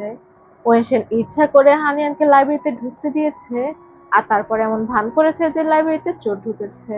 সে তার পদের অপব্যবহার করেছে, তাই ওয়েনশেনকে বর্ডারের একটা এলাকাতে পাঠিয়ে দেওয়া হয়। হানিয়ান প্রমাণ হাতে প্যালেসের মধ্যে ঢুকছিল, আর হানিয়ান যখন ঢুকছিল সেই মুহূর্তে অলরেডি ইয়ানশিকে নির্দোষ ঘোষণা করা হয়েছে। ইয়ান এবং মেং দৌড়ে গিয়ে ইয়ানশিকে উদ্ধার করে নিয়ে আসছে। হানিয়ান প্যালেসের সামনে দাঁড়িয়ে রাজার উদ্দেশ্যে গ্রেটিং করে, আর এই পুরো ঘটনায় হানিয়ানের বাবা তো একদমই খুশি ছিল না। এরপর আমাদের কয়েকদিন পরের দৃশ্য দেখানো হয়। হানিয়ান ইয়ানশির অনেক সেবা যত্ন করে। ইয়ানশির যখন জ্ঞান ফেরে, হানিয়ান তো হাঁপ ছেড়ে বাঁচে। ইয়ানশি সবার আগে উঠে বলে তুমি আমাকে বাঁচানোর জন্য এত বড় রিস্ক কেন নিলে। হানিয়ান খুশি মনে বলে শুধু আমি না, এবার আমাকে সবাই সাহায্য করেছে, ওয়াংশু, চেন, জিয়াকি, ইয়ান, মেং, এমনকি রুইনো আর মিসেস ওয়েনও। মিসেস ওয়েন যদি চিঠিটা না দিয়ে যেত তাহলে তো আমি তোমাকে বাঁচাতেই পারতাম না। ইয়ানশিকে মিসেস ওয়েনের সে চিঠি দেখায়। ইয়ানশি আর হানিয়ান দুজনেই অবাক হয় যে মিস্টার ইয়ান মৃত্যুর আগে পর্যন্ত ইয়ানশির কথা চিন্তা করেছে। সে কত ভালো একজন মানুষ ছিল। তবে ইয়ানশি আনমনে বলে, তুমি তো আমাকে বাঁচিয়ে নিলে, কিন্তু কতদিন? আমার শরীরে যে বিষ রয়েছে, সেই বিষের প্রভাবে তো আমি মারাই যাব। হানিয়ান তখন বলে, আমি রাজার কাছে সিয়াং এর অপরাধের ব্যাপারে কিচ্ছু বলিনি। আমি চেষ্টা করছি তার কাছ থেকে অ্যান্টিডোটটা বের করার, যেহেতু সেই তোমাকে পয়জন দিয়েছে। তবে ইয়ানশি আর হানিয়ান তো নিশ্চিত ছিল না যে সিয়াং অ্যান্টিডোট দিবে কিনা। তখনই ওরা জানতে পারে যে সিয়াং এসেছে হানিয়ানের সাথে দেখা করতে। সিয়াং আসে এবং ইয়ানশিকে বলে, আপনি সত্যিই ভাগ্যবান, অনেক বড় একটা বিপদ থেকে বেঁচেছেন। আপনার শরীরের কি অবস্থা? মানে এই লোকটার ভালো মানুষই দেখলে মাঝে মাঝে বিশ্বাস করতেও মন চায়। ইয়ানশি তখন বলে, ভনিতা না করে সরাসরি বলুন, কি বলতে এখানে এসেছেন? হানিয়ানের বাবা তখন বলে, আমি তোমার জন্য একটা স্পিচ রেডি করে নিয়ে এসেছি, যেটা তুমি রাজার কাছে গিয়ে বলবে। তোমার সাথে একটা ডিল করতে চাই। তুমি রাজাকে গিয়ে বলবে তুমি পেইদাফুর একমাত্র পালিত সন্তান, এবং তুমি বাধ্য হয়ে পেইদাফুর সম্পত্তিগুলো নিয়ন্ত্রণ করতে, যেগুলো তুমি ভালো কাজে ব্যবহার করেছো। কৃষকদের লোন দিয়েছো, যাতে করে তারা ভালোভাবে চাষবাস করে বেঁচে থাকতে পারে। আর এতদিন তুমি রাজাকে এই বিষয়টা বলতে পারোনি, কারণ তুমি সঠিক সময়ের অপেক্ষা করছিলে। আর সঠিক সময় আসাতে তুমি রাজার সামনে এখন সবকিছু বলছো। এটা তো খুব ভালো আইডিয়া, তাই না? তুমি যদি এমনটা রাজাকে গিয়ে বলো, তাহলে আমি তোমাকে তোমার বিষের অ্যান্টিডোট দিব। সিয়াং জানতো যে ইয়ানশির শরীরে বিষ রয়েছে। ইয়ানশি তখন দাঁড়িয়ে বলে, আমি আপনাকে কিভাবে বিশ্বাস করব? আমি এসব বলার পরে আপনি যদি আমাকে অ্যান্টিডোট না দেন? সিয়াং তখন হানিয়ানের দিকে তাকিয়ে বলে, দেখো মা, তোমার স্বামীর স্বাস্থ্যের বিষয়। তোমার স্বামী যদি কিছু হয়ে যায়, বিপদে কিন্তু তুমিই পড়বে। তোমার স্বামীকে একটু বুঝিয়ে বলো, ভেবেচিন্তে সিদ্ধান্ত নিতে। এটা বলে হানিয়ানের বাবা সেখান থেকে বের হয়ে যায়। হানিয়ান ইয়ানশিকে ইশারা করে জিজ্ঞাসা করে, ইয়ানশি এখন কি করবে? ইয়ানশি হানিয়ানের হাত ধরে সান্ত্বনা দিয়ে বলে, দেখা যাক কি করা যায়। পরবর্তী সিনে দেখা যায় সেনকি ইউশানের গলা টিপে ধরে বলছে, হানিয়ান প্যালেসে তার কাছে সাহায্য চাইতে এসেছিল। ইউশান কেন হানিয়ানকে তাড়িয়েছে, সেনকিকে কেন বলেনি? ইউশান তখন বলে, আমি ভেবেছিলাম আপনি তো ওর উপর রেগে আছেন, আপনি কখনোই ওকে সাহায্য করবেন না। সেনকি ইউশানকে বলে, তোমার সাহস কি করে হলো আমি কি ভাববো না ভাববো সেটা অনুমান করার? ইউশানকে ধাক্কা দিয়ে ফেলে দেয়। তারপর নিজের মনেই বলতে থাকে, তুমি যদি এই কাজটা না করতে, তাহলে হানিয়ানকে ব্ল্যাকমেল করে ওকে আমি আমাকে বিয়ে করতে বাধ্য করতাম। এটা শুনেই তো ইউশানের পায়ের নিচে মাটি সরে যায়। ও অবাক হয়ে বলে, আপনি কবে থেকে হানিয়ানকে পছন্দ করেন? সেনকি তখন বলে, আমার কি কোনো মেয়েকে পছন্দ করার জন্য তোমার অনুমতি নিতে হবে? ইউশান অনেকটা কষ্ট নিয়ে বলে, আমি তো আপনার ওয়াইফ আছি, তাহলে আপনি কিভাবে আরেকটা বিয়ে করার চিন্তা করতে পারেন? সেনকি তখন বলে, তোমরা দুইজনই আমার বউ হবে, দুইজনই একসাথে আমার সেবা যত্ন করবে, ভালো হতো না বিষয়টা? কিন্তু ইউশান তো এই বিষয়টা কোনোভাবেই মেনে নিবে না। ওর সব পছন্দের মানুষগুলো শুধু হানিয়ানকেই পছন্দ করে। ও তখন সেনকির উপর প্রচন্ড রেগে যায়। তবে সেনকির মুখের ভাষা তো একটাই, ওর লাঠি। ও নিজের লাঠিটা হাতে তুলে নেয়, যেটা দেখে বেচারি ইউশান ভয়ে চুপ হয়ে যায়। এরপরে দেখা যায় হানিয়ান ঘুমিয়েছিল। ইয়ানশি কি মনে করে হানিয়ানের ঘরে আসে, আর ঘুমন্ত হানিয়ানের দিকে তাকিয়ে থাকে। আর তারপর সেখান থেকে চলে যায় নিজের লাইব্রেরিতে। ইয়ানকে ডেকে পাঠায়, একটা চিঠি দিয়ে বলে এই চিঠিটা রাজার কাছে পৌঁছে দেওয়ার জন্য। ইয়ান অবাক হয়ে বলে, আপনি কি শিয়াং এর অপরাধের ব্যাপারে রিপোর্ট করতে চাচ্ছেন? এটা কি আপনি ভেবেচিন্তে করছেন? ইয়ানশি তখন বলে, আমি সবকিছু ভেবেচিন্তেই করছি। তুমি ভেবো না আমি হুটহাট সিদ্ধান্ত নিয়েছি। অনেক ভেবেচিন্তে আমি একটা প্ল্যান বের করেছি। এবার আমি কোনোভাবেই সিয়াংকে ছাড়বো না। এই সবকিছু শেষ করতে হবে, না হলে সিয়াং, হানিয়ান এবং আমার পরিবারের জন্য ঝুঁকি হয়ে থাকবে। ইয়ান কিছু বলতে চাচ্ছিল, তবে ইয়ানশি ইয়ানকে থামিয়ে দিয়ে বলে, তুমি চিন্তা করো না, আমার সবকিছু সাজানো প্ল্যান করা আছে। এরপর আমাদের পরদিন সকালের দৃশ্য দেখানো হয়। হানিয়ান যখন রান্নাঘরে কাজ করছিল, লিনজি দৌড়ে হানিয়ানের কাছে আসে আর আবদার করতে থাকে ওকে নিয়ে ঘুরতে যাওয়ার জন্য। ইয়ানশির মা এবং আন্টি তাদের পারিবারিক কবরস্থানে গিয়েছে। লিনজি যেতে চেয়েছিল, কিন্তু তাকে নিয়ে যাওয়া হয়নি। হানিয়ান তখন সিদ্ধান্ত নেয় সে লিনজিকে নিয়ে তার মায়ের সমাধিতে যাবে। অনেকদিন হলো সে তার মায়ের সমাধিতে যায়নি। তবে সে শুহংকে রেখে যায় ইয়ানশির উপর নজর রাখার জন্য। ইয়ানশি কি করছে না করছে এই বিষয়টা। হানিয়ান লিনজিকে নিয়ে প্যালেস থেকে বের হয়ে যায়। তবে একটু পরেই ইয়ানশির সাথে দেখা করার জন্য হানিয়ানের বাবা আসে। সে এসেছিল ইয়ানশির সিদ্ধান্ত জানার জন্য। আর ইয়ানশি ডিরেক্ট জানিয়ে দেয় সে এবার হানিয়ানের বাবাকে ছাড়ছে না। হানিয়ানের বাবাকে সে আর বিশ্বাস করে না। যদি সব কাজ হয়ে যাওয়ার পর সে অ্যান্টিডোট না দেয়, আর তার অ্যান্টিডোটে যে কাজ করবে এমনও তো কোনো কথা নেই। বাইরে থেকে সুহং সবকিছু শুনতে পায়। সে যখন জানতে পারে যে ইয়াংশি হানিয়ানের বাবার ক্রাইম সম্পর্কে রিপোর্ট করে দিবে, সে দ্রুত একজন লোককে পাঠিয়ে দেয় হানিয়ানকে ডাকার জন্য। এদিকে ইউশান জানালা দিয়ে বেরিয়ে সেনকির প্যালেস থেকে পালিয়ে চলে আসে। কোনোভাবে দৌড়ে নিজের বাবার প্যালেসে ঢোকে। তবে তখন সিয়াং বাড়িতে ছিল না। ইউশান তখন দৌড়ে ভিতরে যায় আর গার্ডদের বলে যায় ওর বাবা আসলে যেন ওর কথা বলে। তবে ওর বাবা তো চলে গিয়েছিল সেনকির প্যালেসে। কিছু না কিছু তো করতেই হবে। এভাবে তো ইয়াংশিকে প্যালেসে যেতে দেওয়া যায় না। অন্যদিকে সেনকি ব্যস্ত ছিল তার বউকে খোঁজায়। সিয়াংকে আসতে দেখে সেনকি মনে করে সিয়াং হয়তো ইউশানের খোঁজ নিয়ে এসেছে। সে এসে সিয়াংকে জিজ্ঞাসা করে ইউশান কোথায়। সিয়াং অবাক হয়ে বলে ইউশান তো আপনার প্যালেসেই। সেনকি ডাবল অবাক হয়ে বলে তুমি এখানে ইউশানের খোঁজ দিতে আসোনি, তাহলে কেন এসেছো? সিয়াং জানায় তার গোপন কথা আছে। তখন গার্ডদের সেখান থেকে চলে যেতে বলা হয়। আর গার্ডরা সেখান থেকে চলে গেলে সিয়াং সেনকিকে বলে সে খোঁজ পেয়েছে আজকে ইয়ানশি প্যালেসে যাচ্ছে সেনকির বিরুদ্ধে বিচার দেওয়ার জন্য। নোবেল কনসার্ট মিয়াওকে সেনকি যে চক্রান্ত করে মেরে ফেলেছে এই বিষয়টা হানিয়ান আর ইয়ানশি খোঁজ পেয়ে গিয়েছে, এবং সেই বিষয়ে প্রমাণ সহ রিপোর্ট করার জন্য ইয়ানশি প্যালেসে যাচ্ছে। বুঝুন হিটলারটা কোন দিকে প্যাঁচ লাগিয়েছে। সে সেনকিকে বুঝায় ইয়ানশিকে কোনোভাবে প্যালেসে ঢুকতে দেওয়া যাবে না। প্যালেসে যদি ইয়ানশি একবার ঢুকতে পারে তাহলে সেনকির মৃত্যুদণ্ড নিশ্চিত। সেনকি তো একটু ভয় পেয়ে যায়। সে তখন বলে কোনো বিষয় না, প্যালেসে যাওয়ার আগেই মাঝপথে সে ইয়ানশিকে মেরে ফেলবে। তবে সে শিয়াংকে বলে দেয় শিয়াং যেন ইউশানকে খুঁজে তার প্যালেসে দিয়ে যায়, না হলে খুবই খারাপ হবে। সিয়াং তখন জানায় সে অবশ্যই ইউশানকে খুঁজে তার প্যালেসে দিয়ে যাবে। এরপর সিয়াং যখন ফিরে আসে, গার্ডরা শুরুতেই তাকে জানায় যে ইউশান বাড়ি ফিরে এসেছে। এটা শুনেই সিয়াং দৌড়ে ইউশানের কাছে যায়। ইউশান তো নিজের বাবাকে দেখে হাঁপ ছেড়ে বাঁচে। সে নিজের বাবাকে জড়িয়ে ধরে বলে সেনকি তার উপর অনেক অত্যাচার করে। সে আর কখনোই সেনকির প্যালেসে ফিরে যাবে না। ইউশানের বাবা কান্না করতে করতে বলতে থাকে আমার মেয়েটার কি অবস্থা করেছে, আমিও তোমাকে ওই নরপিশাচের কাছে আর পাঠাবো না। তুমি দ্রুত নিজের জামা কাপড় গুছিয়ে নাও, আমি তোমাকে শহরের বাইরে দূরে কোথাও পাঠিয়ে দিব। এটা শুনে তো ইউশান অনেক খুশি হয়ে যায়। তার বাবা তার পাশেই আছে।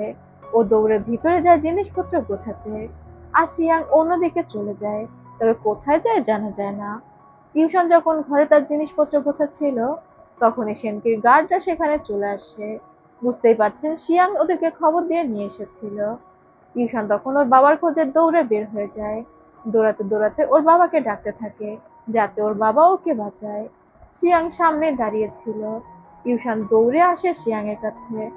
শিয়াং তখন কান্না করতে করতে বলতে থাকে মা তুমি কি আর একবার আমাকে বাঁচাতে পারবে? তুমি যদি এখন এই গার্ডদের সাথে না যাও তাহলে সেনকি আমাকে মেরে ফেলবে। ও আমাকে আর কোনো কিছুতে সাপোর্ট করবে না। এখন আমি অনেক বিপদে আছি। তুমি তো আমার ভালো মেয়ে। তুমি দয়া করে এবারের মতো সেনকির প্যালেসে চলে যাও। সেনকি আমাকে কথা দিয়েছে ও আর কখনোই তোমার গায়ে হাত তুলবে না, তোমাকে বিন্দুমাত্র টর্চার করবে না, তোমাকে খুব ভালোভাবে ট্রিট করবে। ইউশান ওর বাবার কথায় অবাক হচ্ছিল। ইউশান নিজের হাত দেখিয়ে ওর বাবাকে বলে দেখো সেনকি আমার কি অবস্থা করেছে, ও আমার উপর কত টর্চার করে। তুমি তো আমার বাবা, তুমি আমাকে বাঁচাবে না? কিন্তু সিয়াং কান্না করতে থাকে। এই লোকটার কান্নাকাটির জন্য নোবেল পাওয়া উচিত। সে তো ইউশানের পায়ে পড়ে যায় যেন ইউশান সেনকির প্যালেসে ফিরে যায়। কিন্তু ইউশান সেনকির প্যালেসে ফিরে যেতে একদমই রাজি না। গার্ডরা ইউশানকে টেনে টুনে সেখান থেকে নিয়ে যাচ্ছে। আর সিয়াং অঝরে কান্না করে যাচ্ছে। এবারে আপনারা সিয়াং এর এক্সপ্রেশন চেঞ্জ হয়ে যেতে দেখবেন। যখনই ইউশানকে চোখের আড়ালে নিয়ে যাওয়া হয় সিয়াং এর এক্সপ্রেশন পুরাই চেঞ্জ হয়ে যায়। সে নর্মালি হেঁটে ভিতরে চলে যায়। এরপর আমাদের হানিয়ানকে দেখানো হয়। সে তার মায়ের সমাধির সামনে ধূপকাঠি জ্বালায়। আর তারপর সেখানে দাঁড়িয়ে থাকে। তার তো অনেক কষ্ট লাগছিল। লিনজি একতরা ফুল বানিয়ে নিয়ে এসেছিল বুনো ফুল দিয়ে। আর সেগুলো হানিয়ানের মায়ের সমাধিতে দিয়ে ও অনেক খুশি হয়ে যায়। হানিয়ানও লিনজির সাথে কথা বলছিল।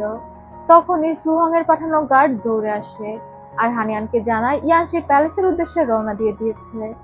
এটা শুনেই হানিয়ান তড়িঘড়ি সেখান থেকে ফিরে আসে। এদিকে আমরা ইউশানকে দেখতে পাই যাকে সেনকি বেঁধে রেখেছিল। আর তারপর ইউশানের কাছে এসে বলছিল আমার ইউশান, তুমি কেন এমন পাগলামি করো? তোমাকে এইভাবে দেখে আমার খুবই কষ্ট হচ্ছে। মেয়েদের ঝাড়ি মেরে বলছিল আমার বউকে কেন বেঁধে রেখেছো?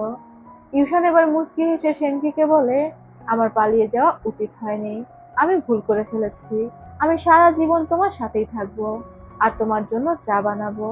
এটা শুনে সেনকি অনেক খুশি হয়ে যায়। সে মেয়েদের বলে ইউশানকে খুলে দিতে, কিন্তু ইউশানকে যখন খুলে দেওয়া হয়, ও চায়ের টেবিলের কাছে যায়। সেখানে কয়লা জ্বালানো ভারী টব মতো একটা জিনিস ছিল। সেটা সেনকির দিকে ছুঁড়ে মারে। সেনকির কপালে টবটা লেগে কেটে রক্ত বের হতে শুরু করে। মেয়েটা ভয়ে দৌড়ে সেখান থেকে পালিয়ে যায়। ইউশান এতদিনে অনেক স্যাটিসফ্যাকশন নিয়ে হাসতে থাকে।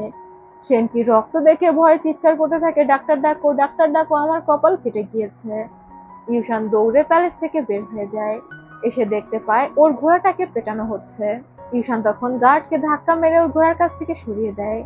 কিছু গার্ড দৌড়ে আসে ইউশানকে ধরার জন্য, কিন্তু ইউশান ওর ঘোড়ার উপর চড়ে বসে এবং সেনকির প্যালেসের যে কোর্টের জন্য ওকে সবাই ম্যাডাম ম্যাডাম বলে ডাকতো, সেই কোর্ট খুলে প্যালেসের মধ্যে ছুঁড়ে ফেলে দেয় আর ওর ঘোড়া নিয়ে প্যালেস থেকে বের হয়ে যায়। অবশেষে ইউশান নিজেকে মুক্ত করতে পেরেছে, আর এই মুক্তির আনন্দ ইউশানের চোখে মুখে ছিল। এদিকে ইয়ানশি যখন কোর্টে যাচ্ছিল, রাস্তাতে গাড়ির জানালা দিয়ে তাকিয়ে ও কিছু অদ্ভুত বস্তা পড়ে থাকতে দেখে, যার উপর সাদা সাদা গুঁড়ো ছড়িয়ে ছিটিয়ে ছিল। ইয়ানশি কিছু বুঝে ওঠার আগেই তার উপর একটা আগুনের ফুলকি এসে পড়ে এবং চারদিকে আগুন লেগে যায়।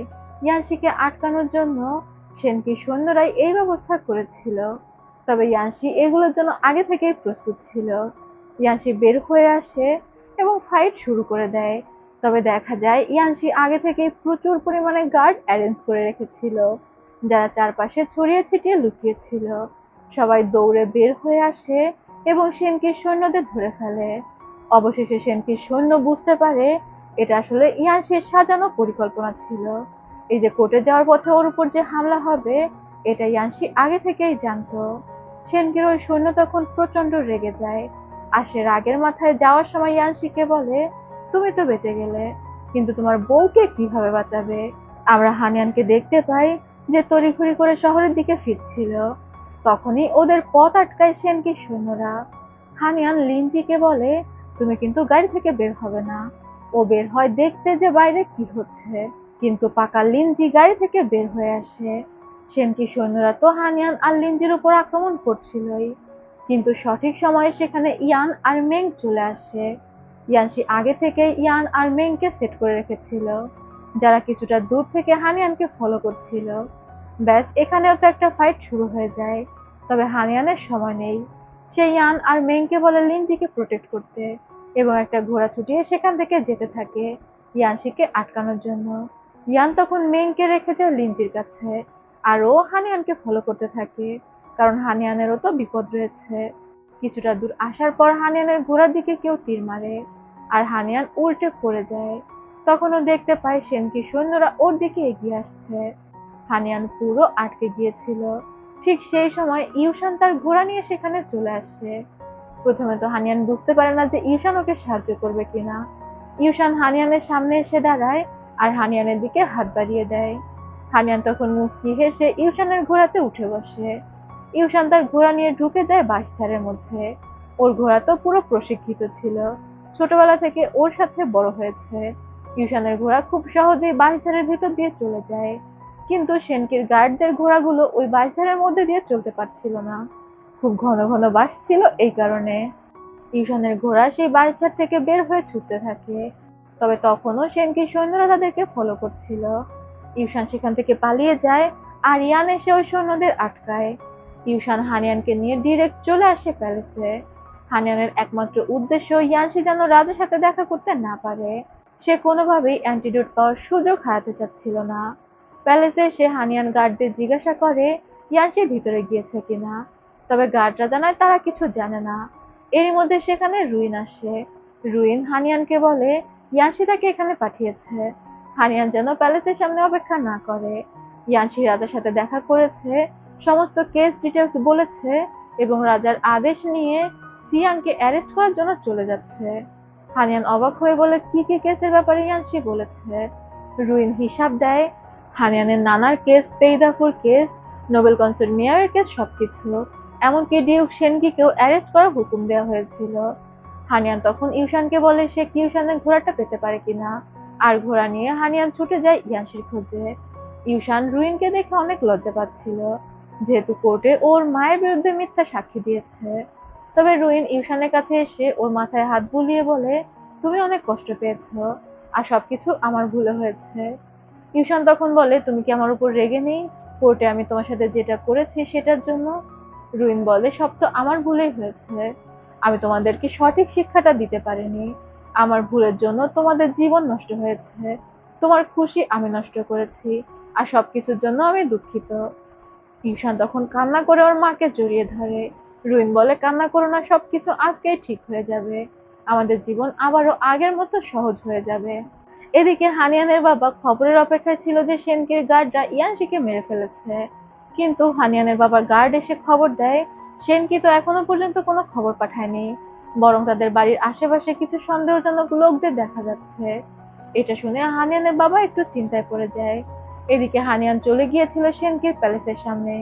ও ভেবেছিল ইয়ানশি আগে সেনকিকে অ্যারেস্ট করতে এসেছে, কিন্তু এখানে এসে জানতে পারে যে ইয়ানশি সেনকিকে অ্যারেস্ট করতে আসেনি, অন্য কিছু গার্ডদের পাঠিয়ে দিয়েছে, যারা সেনকিকে অ্যারেস্ট করে নিয়ে যাচ্ছিল। আর সেনকি চিৎকার করে বলছে, আমাকে আমার ভাইয়ের কাছে নিয়ে চলো, আমি তার সাথে কথা বলতে চাই। তার মানে ডিউক সেনকি ছিল রাজার নিজের ভাই, এই কারণে তার এত পাওয়ার ছিল। হানিয়ান মুচকি হেসে সেনকিকে বলে, আপনার তো খুশি হওয়া উচিত, এবার আপনি আপনার ভালোবাসার বউ ইনের সাথে দেখা করতে পারবেন। তবে সেনকি তো ছিল একটা ভণ্ড। ও চিৎকার করে বলে, তোমাকে আর ইয়ানশিকে আমি মেরে ফেলবো, আমি তোমাদের দেখে নিব, যেমনটা হওয়ার কথা আর কি। তবে সেনকিকে অ্যারেস্ট করে সেখান থেকে নিয়ে যাওয়া হয়। এদিকে ইয়ানশি চলে এসেছিল সিয়াং এর প্যালেসের সামনে। তার একমাত্র টার্গেটই তো নিজের শ্বশুর। সিয়াং বুঝতে পারে যে ওর সময় শেষ হয়ে আসছে। ও একটা ব্যাগ নিয়ে প্যালেস থেকে পালানোর চেষ্টা করছিল, তবে সিয়াং তার শেষ রক্ষা করতে পারে না। ইয়ানশির গার্ডরা সিয়াংকে খুঁজে বের করে ফেলে এবং চারদিক থেকে ঘিরে ধরে তাকে অ্যারেস্ট করার জন্য। সিয়াং তখন চিৎকার করে ইয়ানশিকে বলে, তুমি কি আমাকে পালানোর জন্য একটুও ফাঁক ফোকর ছাড়বে না? তবে ইয়ানশি কোনো কথা বলে না। ইয়ানশির গার্ডরা সিয়াংকে পিঠমোড়া দিয়ে বেঁধে নিয়ে যাচ্ছিল। ইয়ানশি যখন সেখান থেকে সিয়াংকে অ্যারেস্ট করে ফিরছে, তখনই হানিয়ান ইয়ানশির সামনে এসে দাঁড়ায়। হানিয়ান তো রাগে ফুঁসছিল। ইয়ানশি হানিয়ানকে বলে, বাইরে অনেক ঠান্ডা পড়েছে, তুমি বাড়ি যাও, আমি ফিরে এসে তোমার সাথে কথা বলছি। হানিয়ান তখন চিৎকার করে বলে, তুমি যদি নিজের শরীরের চিন্তা নিজে না করো, তাহলে আমি কেন তোমার চিন্তা করব? কেন তোমাকে খুঁজে বেড়াবো? আজকের পর থেকে তোমাকে নিয়ে আমি আর কোনো চিন্তাই করব না। তুমি বাঁচো মরো সবকিছু তোমার বিষয়। তবে ইয়ানশি হানিয়ানের কথার কোনো উত্তর দেয় না। সে সিয়াংকে অ্যারেস্ট করে নিয়ে সেখান থেকে চলে যায়। এরপর আমাদের জেলের দৃশ্য দেখানো হয়। সিয়াংকে প্রচন্ড টর্চার করা হচ্ছিল, তবে সিয়াং তখনও বলে যাচ্ছিল যে সে কিচ্ছু করেনি। ইয়াংশি যদি ক্ষমতা থাকে, সে সিয়াং এর অপরাধ প্রমাণ করে দেখাক, কিন্তু সে নিজে মুখে কখনোই স্বীকার করবে না যে সে অপরাধ করেছে। বুঝুন কত শক্ত বান্দা। সে উল্টে ইয়াংশিকে চ্যালেঞ্জ দিয়ে বলছিল, তুমি আমাকে টর্চার করতে থাকো, আমি দেখি তুমি আর আমি আমাদের দুইজনের মধ্যে কে আগে ইয়ামা দেবতার সাথে দেখা করে। ইয়ামা দেবতা হচ্ছে মৃত্যুর দেবতা আর কি। ইয়াংশি তখন বলে, তোমার শরীরের প্রতি দেখি তোমার একটুও টান নেই, আমার কাছে টর্চার করার ভিন্ন ভিন্ন উপায় জানা আছে। এটা বলে ইয়ানশি সেখান থেকে চলে যায়, আর ইয়ানশির লোকেরা সিয়াংকে চাবুক মারতে শুরু করে। তবে একটু পরেই আমরা হানিয়ানকে দেখতে পাই, যে ছাতা হাতে কোর্টের সামনে দাঁড়িয়ে ছিল। আর হানিয়ানের চেহারা দেখে মনে হচ্ছিল ও কি যেন প্ল্যান করে রেখেছে। হানিয়ান চলে যায় ওর বাবার সাথে দেখা করতে, আর একটা কাগজ কলম দিয়ে বলে, তুমি যদি ইয়ানশির বিষের অ্যান্টিডোট আমাকে বলে দাও, তাহলে আমি তোমাকে এখান থেকে পালাতে সাহায্য করব। হানিয়ানের বাবা তখন বলে, আগে যদি হানিয়ান ওকে এখান থেকে বের করে নিয়ে যায়, তাহলেই সে অ্যান্টিডোটের ফর্মুলা লিখে দিবে। হানিয়ান তখন ওর বাবাকে বিশ্বাস করানোর জন্য ওর গায়ের কোটটা ওর বাবাকে পরিয়ে দেয়, আর তাকে জেল থেকে বের করে নিয়ে আসে। কিন্তু হানিয়ানের বাবা তো ছিল সাপ, সাপ তো সবল মারবেই।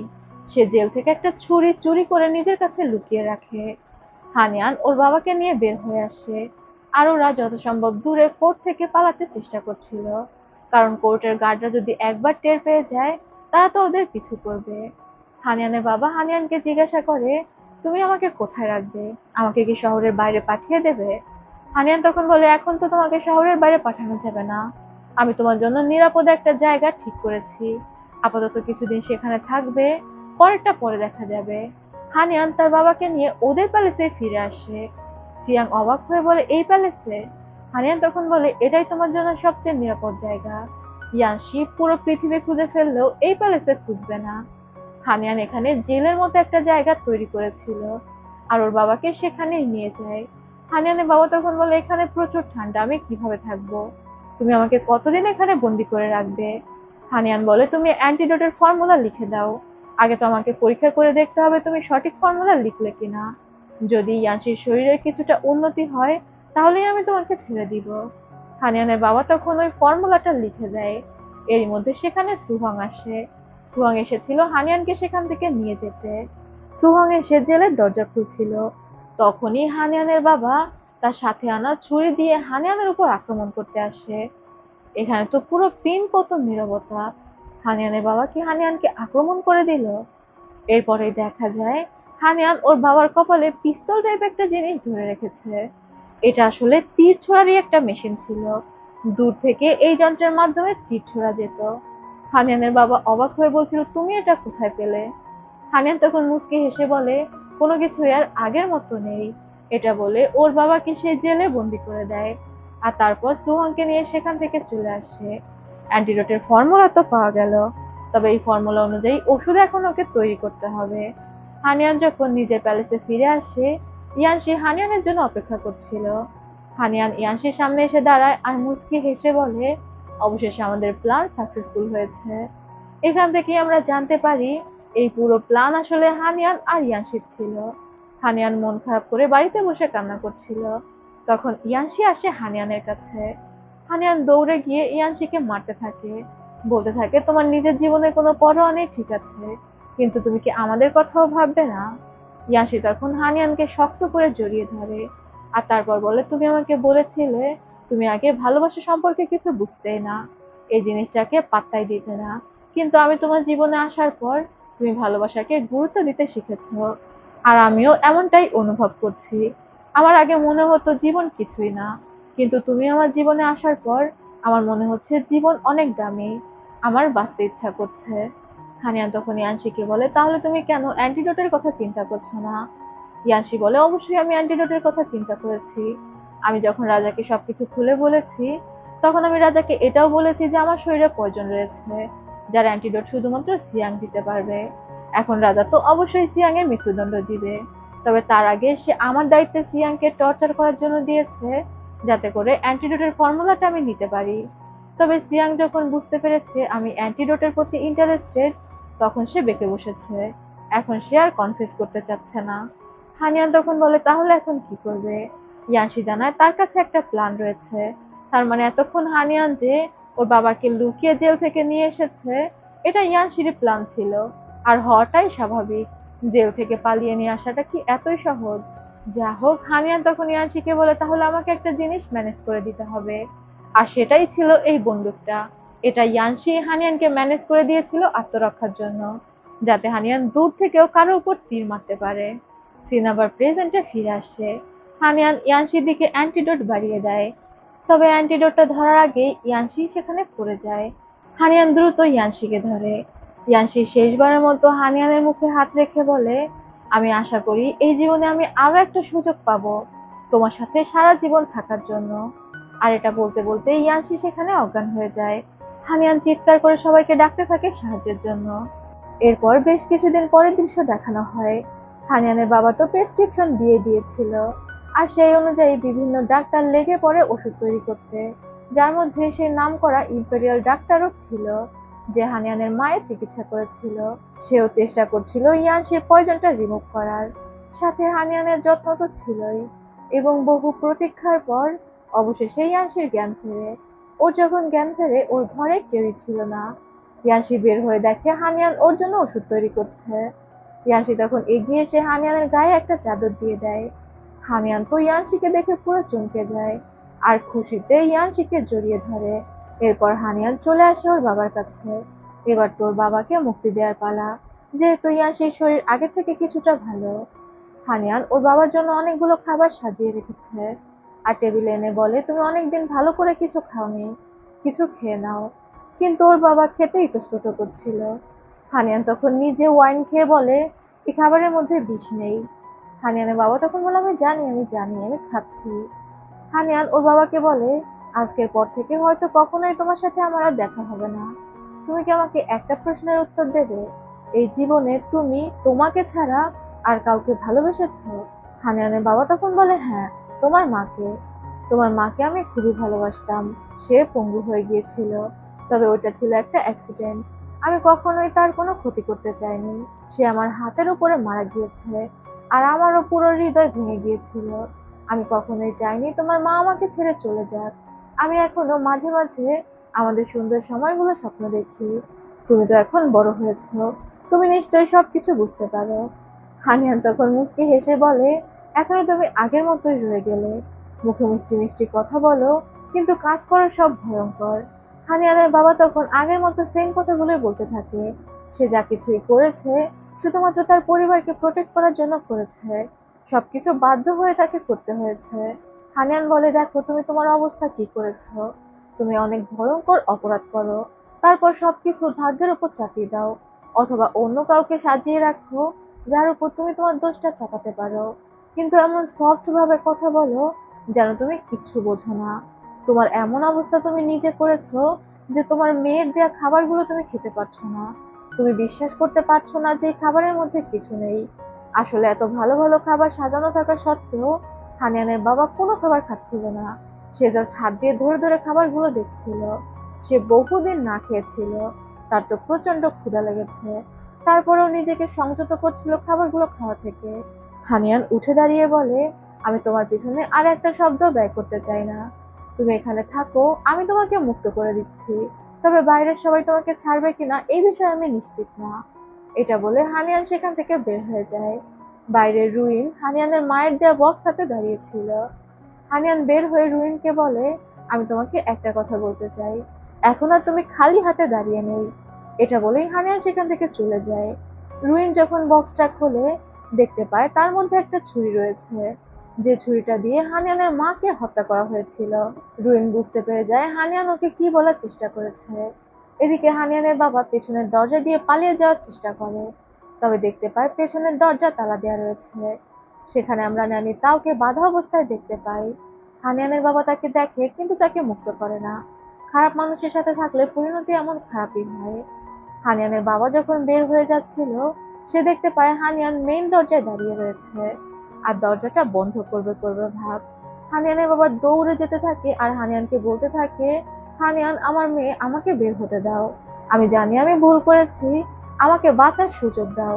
তবে যতই মিষ্টি কথা বলুক, হানিয়ান দরজাটা বন্ধ করে দেয় আর একটা হাসি দেয়, যে হাসির মধ্যে সন্তুষ্টি ছিল। হানিয়ানের বাবা তখন চলে যায় হানিয়ানের দাদির কাছে, গিয়ে হানিয়ানের দাদির দরজা ধাক্কাতে থাকে। তবে হানিয়ানের দাদির দরজা খোলে না। হানিয়ানের বাবা রেগে বলছিল, আমি এত বছর তোমাকে দেখেছি, তোমার বৃদ্ধ বয়সে আমি ছাড়া তোমাকে কে দেখবে? এখন তুমি আমার মুখের উপর দরজা খুলছো না? এরই মধ্যে সেখানে রুইন আসে। হানিয়ানের বাবা রুইনকে দেখে বলে, আমি জানতাম তুমি অবশ্যই আমার কাছে আসবে, তুমি একমাত্র যে আমাকে ভালোবাসো। কিন্তু রুইন সেই রক্তমাখা পোশাকটা পরেছিল, যেটা পরে সে ইউচির রক্ত মুছেছিল। রুইনের হাতে ছুরি দেখে শিয়াং বুঝতে পেরে যায় রুইন ওকে মারতে এসেছে। শিয়াং তখন দৌড়ে পালাতে থাকে। পালাতে পালাতে ও ইউশানের দেখা পায়। ইউশান নিজের ঘোড়া নিয়ে দাঁড়িয়েছিল। শিয়াং দৌড়ে গিয়ে ইউশানকে বলে, আমি জানতাম আর কেউ আসুক না আসুক, তুমি আমার মেয়ে, তুমি আমাকে ঠিক বাঁচাতে আসবে। দেখো তোমার মা পাগল হয়ে গিয়েছে, সে ছুরি নিয়ে আমাকে তাড়া করছে, সে তার হাজবেন্ডকে হত্যা করতে চায়। তবে ইউশান কোনো কথাতেই পাত্তা দেয় না, সে তার ঘোড়া নিয়ে নিজের মতো চলে যায়। এরই মধ্যে রুইন সেখানে চলে এসেছে, আর শিয়াং পাগলের মতো দৌড়াতে শুরু করে। দৌড়াতে দৌড়াতে শিয়াং পাকঘরের সেই গুহার মধ্যে চলে যায়। সে ভাবছিল এই গুহার মুখ দিয়ে সে বের হয়ে যাবে, কিন্তু গুহার মধ্যে গিয়ে শিয়াং হ্যালুসিনেশন করতে শুরু করে। সে সেখানে হানিয়ানের মা, ন্যানি চেন এবং জিলানকে দেখতে পাচ্ছিল, আর তাদেরকে দেখে স্বাভাবিকভাবেই শিয়াং ভয়ে পালাতে থাকে। আর একটু পরে আমরা রুইনকে গুহা থেকে বের হয়ে আসতে দেখি, যার মুখ ভর্তি রক্ত ছিল, এবং রুইনের মুখের হাসি বলে দিচ্ছিল সে সিয়াংকে শেষ করে দিয়েছে। এরপর আমাদের ইয়ানশি আর হানিয়ানকে দেখানো হয়। ইম্পেরিয়াল ডাক্তার ইয়ানশিকে চেক করে জানায়, যদিও ইয়ানশির শরীর আগে থেকে কিছুটা ভালো, তবে পয়জন পুরোপুরি রিমুভ হয়নি। দীর্ঘদিন পয়জন ইয়ানশির শরীরে থাকার কারণে এত সহজে সেটা রিমুভ করা যাবে না। এই ডাক্তার ইয়ানশির জন্য আরো ওষুধ প্রস্তুত করছে, তবে ইয়ানশিকে সাবধানে থাকতে হবে আর নিজের খেয়াল রাখতে হবে। হানিয়ানও সেখানে উপস্থিত ছিল। ডাক্তার ইয়ানশি থেকে বিদায় নিয়ে সেখান থেকে চলে যায়। তবে হানিয়ানের বেশ মন খারাপ ছিল। ইয়ানশি হানিয়ানের কাছে গিয়ে বলে, যে কটা দিন আমি বেঁচে আছি সেই কটা দিন তো আমরা সুন্দরভাবে কাটাতে পারি, একসাথে আনন্দ করে। এরপর আমরা ইয়ানশির আন্টিকে দেখতে পাই, সে ইয়ানশির জন্য খাবার নিয়ে বের হচ্ছিল। তখনই হানিয়ান কিচেনে আসে ইয়ানশির খাবার নিতে। শুভম আন্টির হাত থেকে খাবার প্লেটটা নিয়ে চলে যায়। ইয়ানশির আন্টি তখন হানিয়ানের কাছে ক্ষমা চায়। সে প্রচন্ড লজ্জা পাচ্ছিল। সে তো হানিয়ানকে অনেকটা বুলি করেছে। সে হানিয়ানকে বলছিল, প্যালেসের দায়িত্ব তুমি নিয়ে নাও, আমি ঠিক করেছি আমি আমার দেশের বাড়িতে চলে যাব। হানিয়ান তখন বলে, কেন? এত বছর ধরে আপনি এই প্যালেসের সমস্ত দায়িত্ব সামলাচ্ছেন, এখন আপনি কেন এখান থেকে চলে যাবেন? আপনার স্বামী মারা গিয়েছে, কোনো সন্তানও নেই। ইয়ানশিকে আপনি নিজের সন্তান হিসেবে লালন পালন করেছেন, এই সংসারটাকে নিজের সংসার হিসেবে দেখেছেন। আর আমি আসার পর হয়তো আপনি ইনসিকিউর ফিল করেছেন যে আমি আপনার হাত থেকে এই সংসারটা নিয়ে নিব। এই কারণে আপনি আমার প্রতি একটু রুড হয়েছিলেন। তবে এই বিষয়গুলো আমি খুব ভালো করে বুঝতে পেরেছি এবং আপনার প্রতি আমার কোনো অভিযোগ নেই। ইয়ানশির আন্টি তো এগুলো শুনে কান্না করে ফেলে। বিষয়টা আসলেও এমন ছিল, যেমনটা আমাদের দেশে বউ শাশুড়ি হয়ে থাকে।